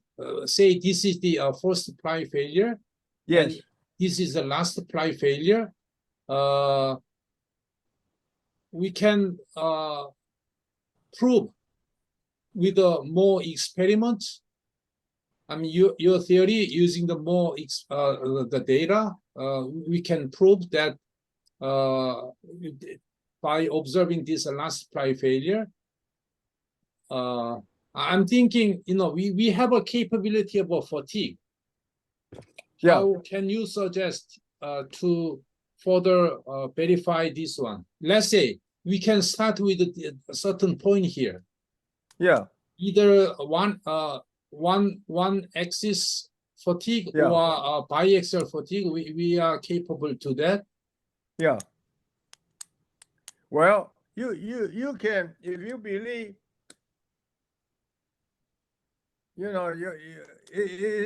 it is so difficult. Yes, I Static agree. is bad enough. Hmm. Fatigue is really so complicated.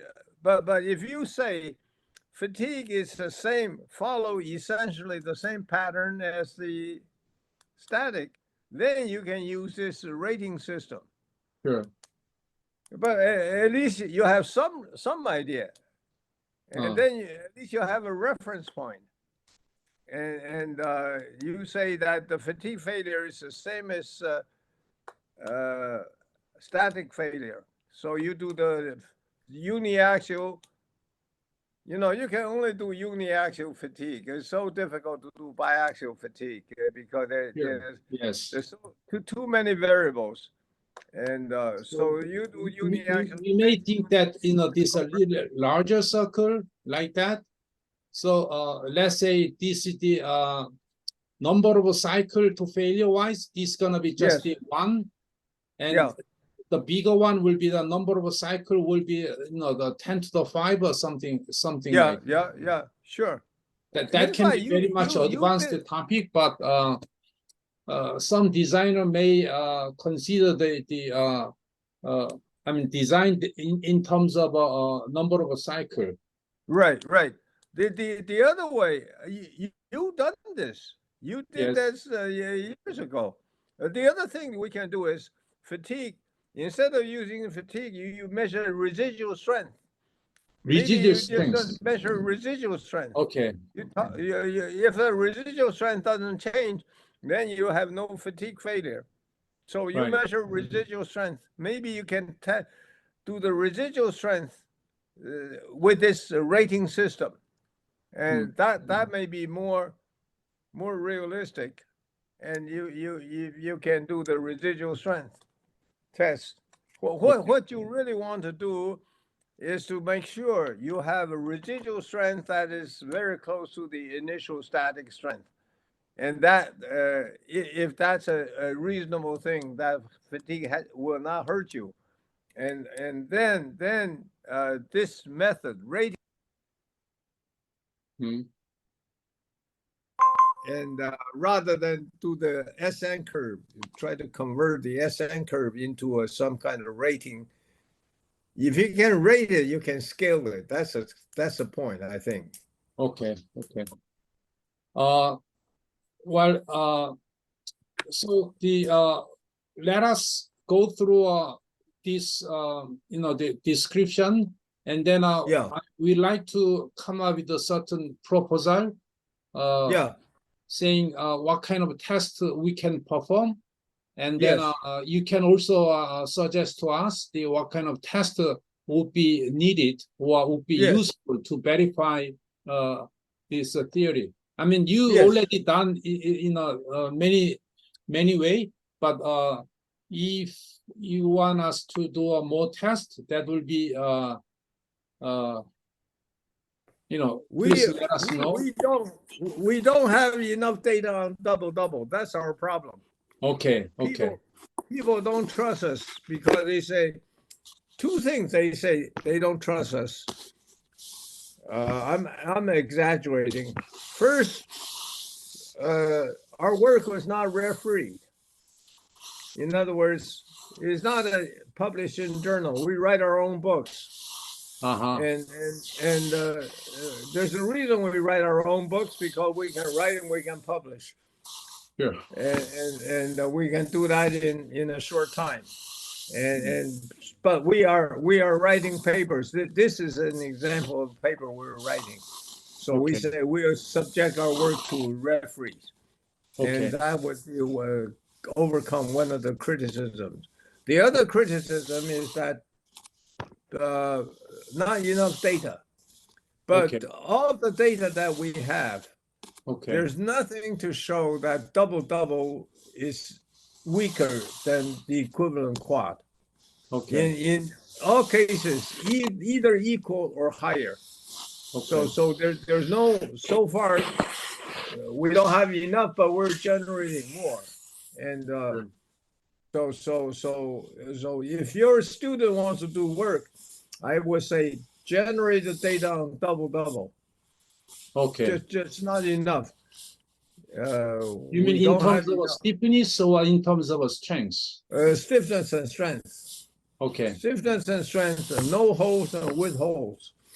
That's what people believe. Yeah. Okay, sure. Yes. So it's really simple. What we have done is really straightforward. Nothing complicated. Right.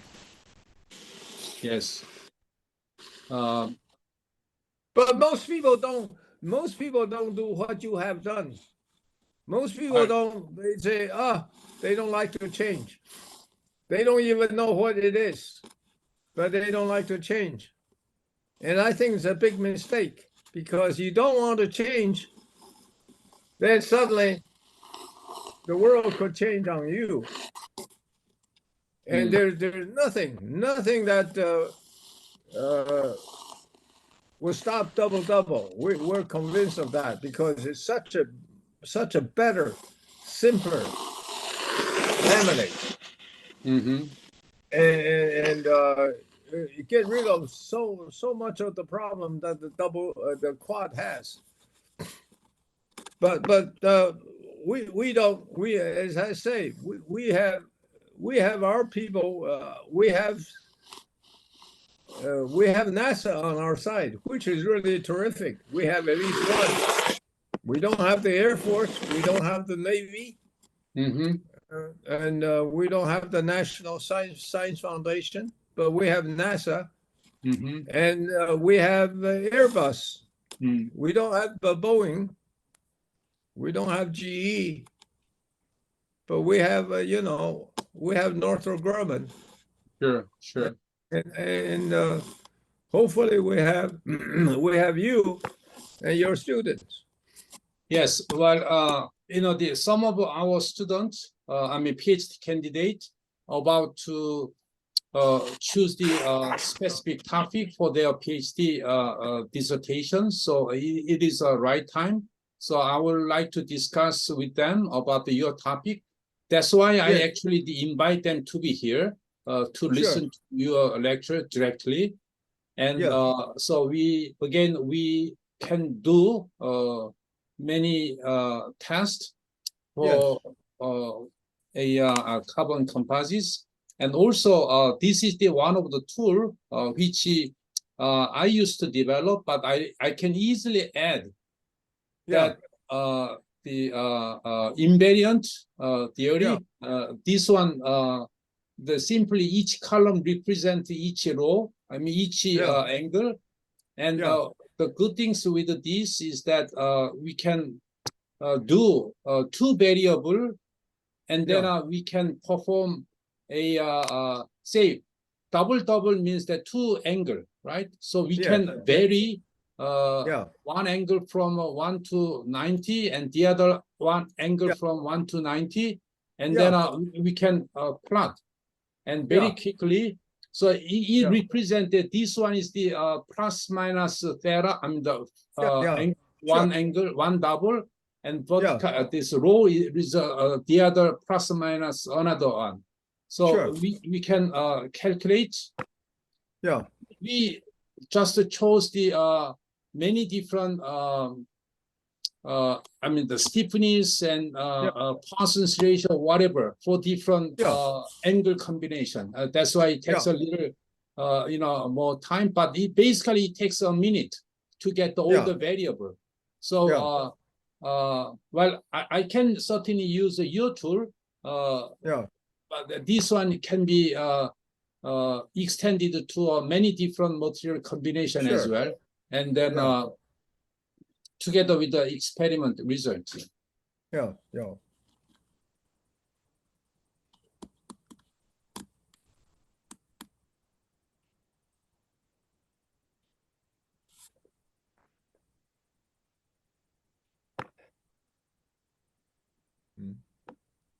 Okay, I just want to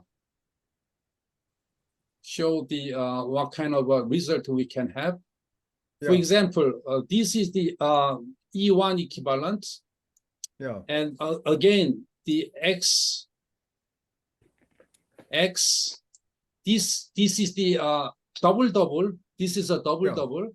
This is the one angle, plus minus theta 1 plus minus Yeah. theta 2. We have an Yeah. angle. Yeah. I just like to let you know that what we can, how we can implement your theory in this tool. Sure. Sure. And you can see that this stiffness, for example, how they vary along with these two angles. This is the again one angle, and this is the second angle. This is a plus minus theta 1, plus minus theta 2, and vertical axis shows that E1 equivalent, E2 equivalent, anything we like to see that. Right. Right. Even Tsai strength ratio, we can observe that. So with this plot and capability, we can add some, the invariant. I'm sure the invariant, the value will be just a flat. So this is the one thing, and a more important point is that we can perform the test. Show more data points that would follow your the same invariant. Yeah.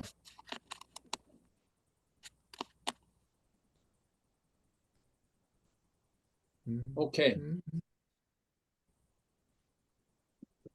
Any question from a student? Well, speaking of our student, the we have about 20 students.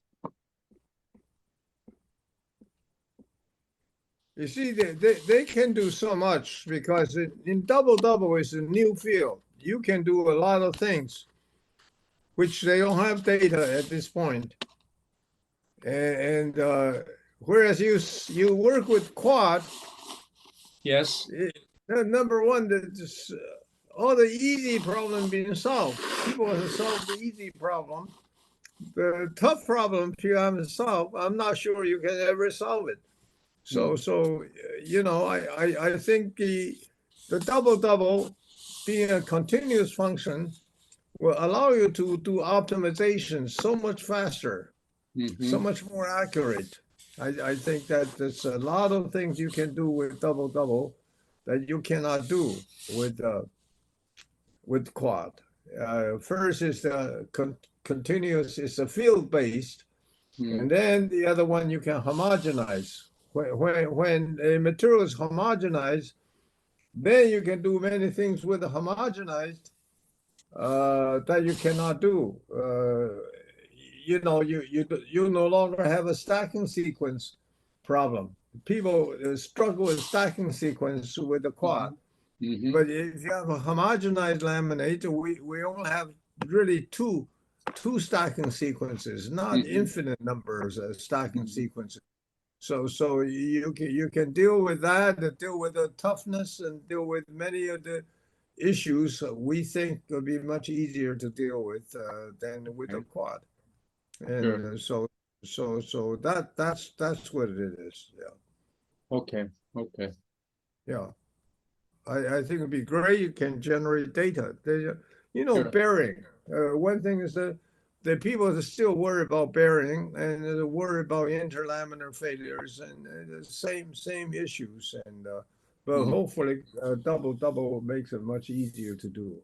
Mm. Mm. We particularly currently interested in thermoplastic the carbon composite. So Yes. if do you have some data for thermoplastics as well? Well, we like to generate. Very little the data on thermoplastics. I'm sorry. Yeah. Okay.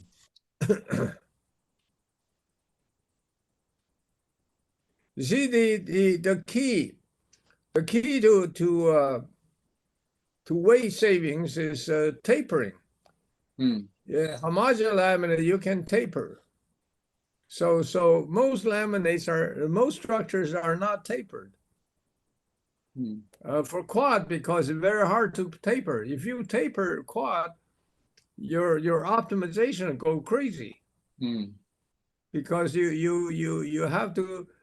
It doesn't converge. Convergence is really a problem. You Mm. keep on changing the laminates as you taper, and I don't know you can ever get convergence. It is mainly Whereas because there's too many steps.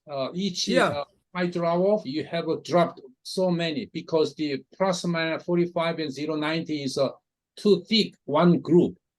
So yeah, I you don't drop know off, you but don't the know which one double you should drop. can be very much continuous. Yeah. See, in the double is homogenized. You just drop each unit as one, or you can split it in two. But whatever you do is much simpler, because your property didn't change. Mm. You had the same 8-ply repeats, or 7-ply repeats, 6-ply repeats, and so forth. So the laminate is still the same. Mm. And you keep as I say, you keep the ply drop on the outside, exterior surface, so inside has no discontinuities. Mm. And you don't have to worry about the, symmetry. You don't have to drop two plies at the same time with the midplane symmetry. Mm. And so there's so many things you can do that is so much easier. Mm. And another thing, another application we are mainly focusing on right now is the pressure vessel. The pressure vessel, the winding procedure is mainly plus minus, Yeah. and another plus minus. So inherently, the pressure vessel can be well represented by plus minus theta 1 and plus minus theta 2 or something. Mm-hmm. Yeah. And you can taper it too. In other words, the thickness, you may be able to taper. In other words, structure, the diameter is different, like that one. No, I wasn't thinking of diameter. I was thinking of the thickness. In other words, you go from one end to the others. There's one constant thickness, but there could be an area where you have a variable thickness too. You mean different ratio, right? Yeah, I mean different thickness to diameter ratios. But I- anyway, you can do two helical. You do two helical angles. That's what you're doing. Plus or minus 60 and plus or minus something else. Yeah. Yes. So Yeah. this one subject to a different biaxial load. Yeah. Yeah. Mm. What you really want to do is one helical angle, the other one's 90s or close to 90s. That would be the easiest. You do plus or minus 30 and 90. And for example, You mean the 90 and then a plus minus certain angle. 30.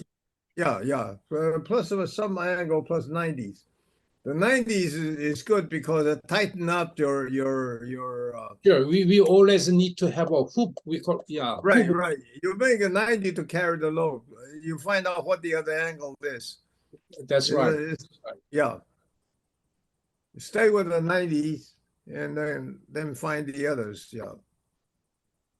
Yeah, not just the one, but we can have another double. Yes. That's right. You do the 90. Usually we say 92, two 90s, and to make a 4-ply thick. Yeah. Okay. Yeah.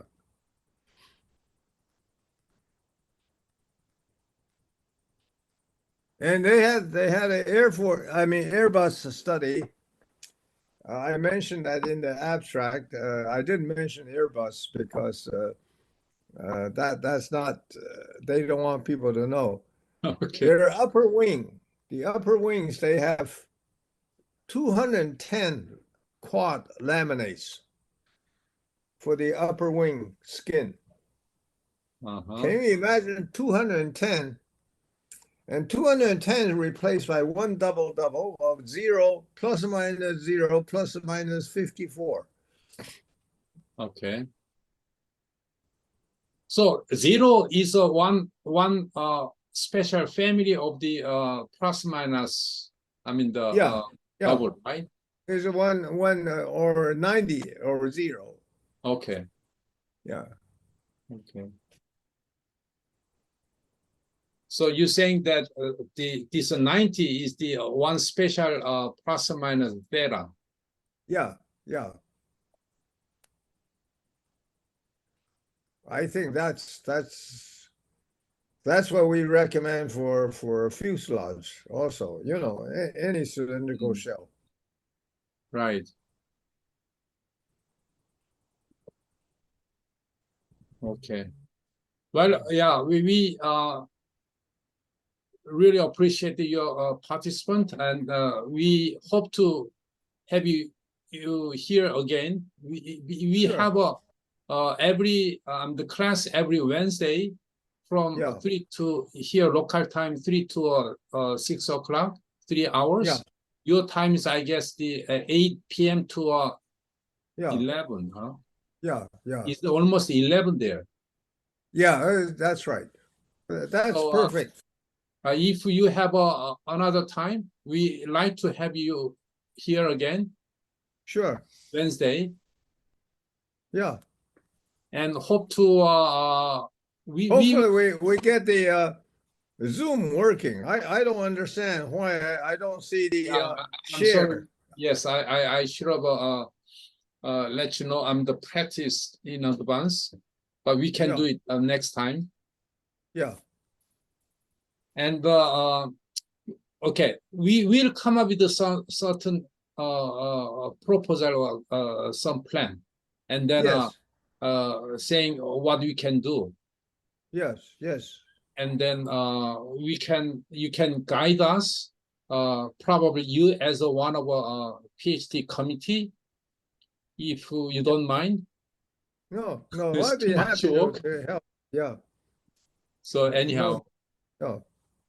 it will be very much honor for you to be one of the committee for our PhD students. Yeah. We promise to not to give you too much work. But I think there's basically, it's really a new opportunity. And I think there's so much we can learn. And the key is to get some data, some measurements, and that to make sure that, you know, but it is so much simpler, so much simpler. As you can see, the difference here on this view graph.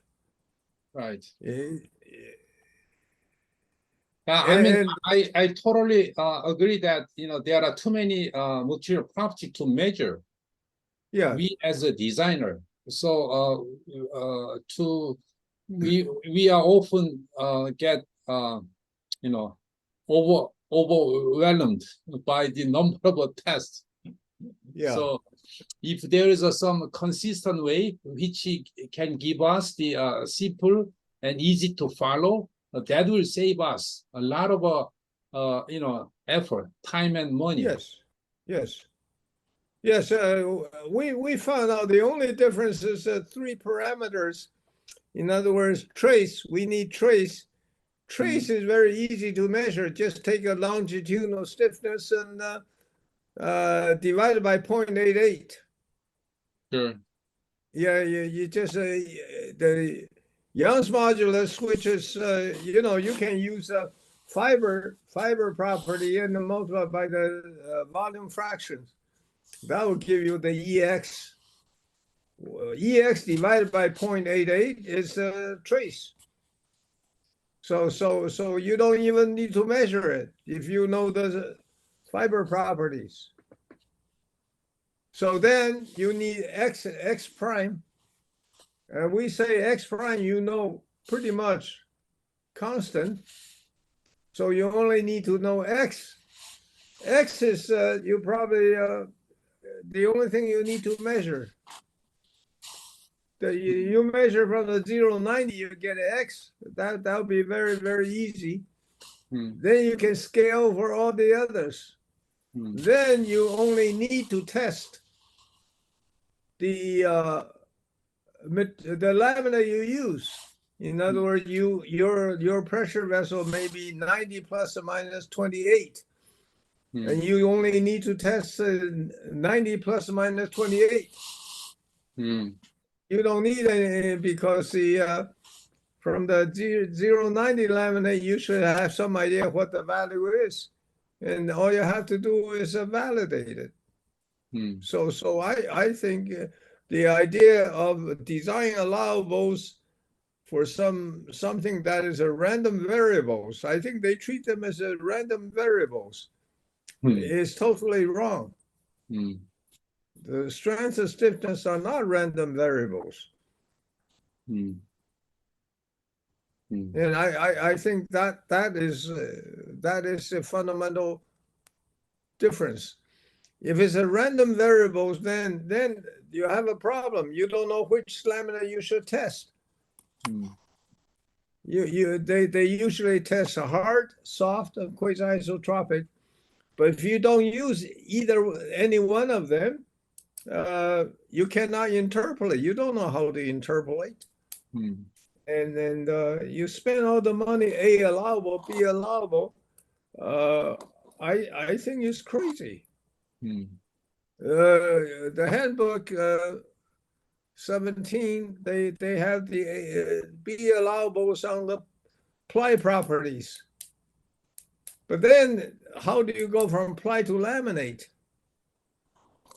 And I say that let's forget about the ply properties. We just do the laminate properties. The laminate property, I say, just take the 0 to 90. That's your baseline. You know, as you showed, if you know 0 to 90, you can scale all the others. And then you can scale what your particular design is, and then you just test that. So you test the 0 to 90, and then you test what you do as built. I call it as built. In other words, the one that you actually use. And Okay. that should give you the confidence. You need to be allowable as your as built. Or maybe you don't need it. You just need the burst pressure. You just need the burst pressure. If you can get consistent burst pressure with a good be allowable, and that's all you need. And that's what people do. The solid propellants, they do that for years. They usually use the test models and get the burst pressure, and then with our theory, it's very easy. You can predict the burst pressure, and Okay. I mean, we 090 is the also one class of the double, right? The yeah, well, that's right. It is a double, a special class. special class. Yes. Yeah. Okay. See, the 090, the key is that the Poisson's ratio equals 0. And that's the only one that the Poisson's ratio equals 0. And that makes your test so much easier. No other laminate will be as easy to test. And the 090 is easy to make also. Yes, I just plot the Poisson's ratio for the plus minus theta and plus minus theta 2, I mean 2 angle. Yeah. And here is the one is the 0 and one is the 90, 090. Yeah. So this value represent almost 0 to 0.2 here. Yeah, that's So right. symmetric here as well. Yeah. And that's what, yeah. There's nothing else we can do. And I guess this plus minus 45, which that's high. shows here the 1.4. highest Poisson's ratio. Yes. That's really the worst one to test. Yeah. You cannot grab it. You fix the ends, you have a big problem. Right. You have a high stress concentration at the grip.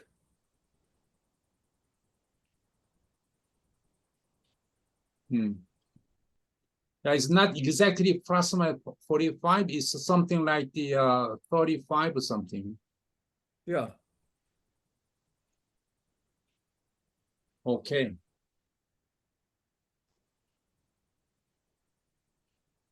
Well, thank you so much. Oh, you're welcome. It's time to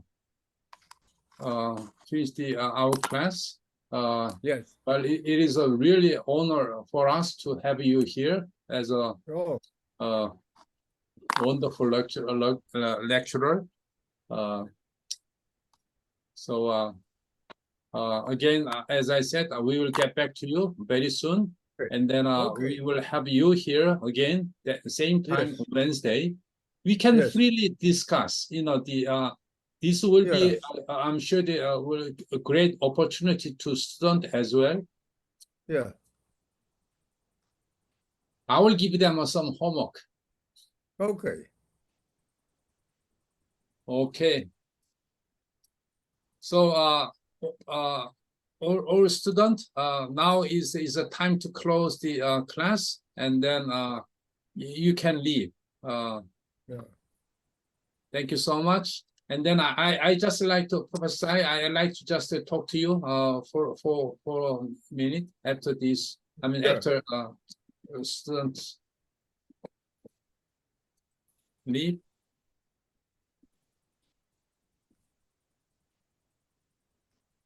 Or any student want to say any comment?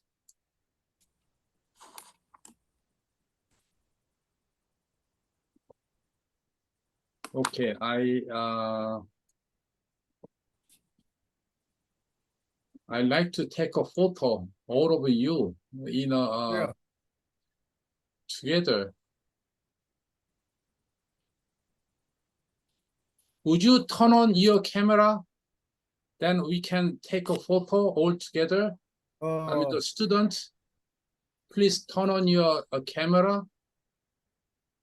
I don't know how you do that. I mean, you don't have to do Okay. that. No, you're good. You're good. And I'm asking all students to turn on their camera so that Yeah. I can take a shot with all students. It's a cyber Yeah. photo.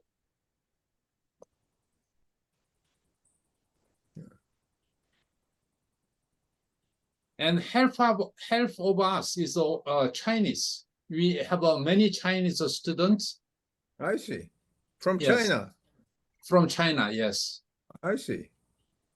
That's new, right? You never had them before. Or you have one No, from no. Shanghai. Well, it is a very in Hanyang University. We have many students from China, I see. master and PhD. All right. Especially in our lab, we used to have many Chinese students. I see. So Chinese student can speak Chinese. Yeah. They can. Jimin, you don't wanna say anything? Nobody wants to say anything.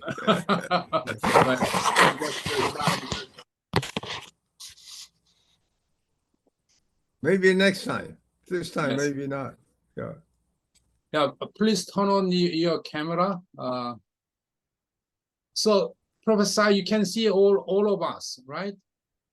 No, I don't see. I only see you. Oh, really?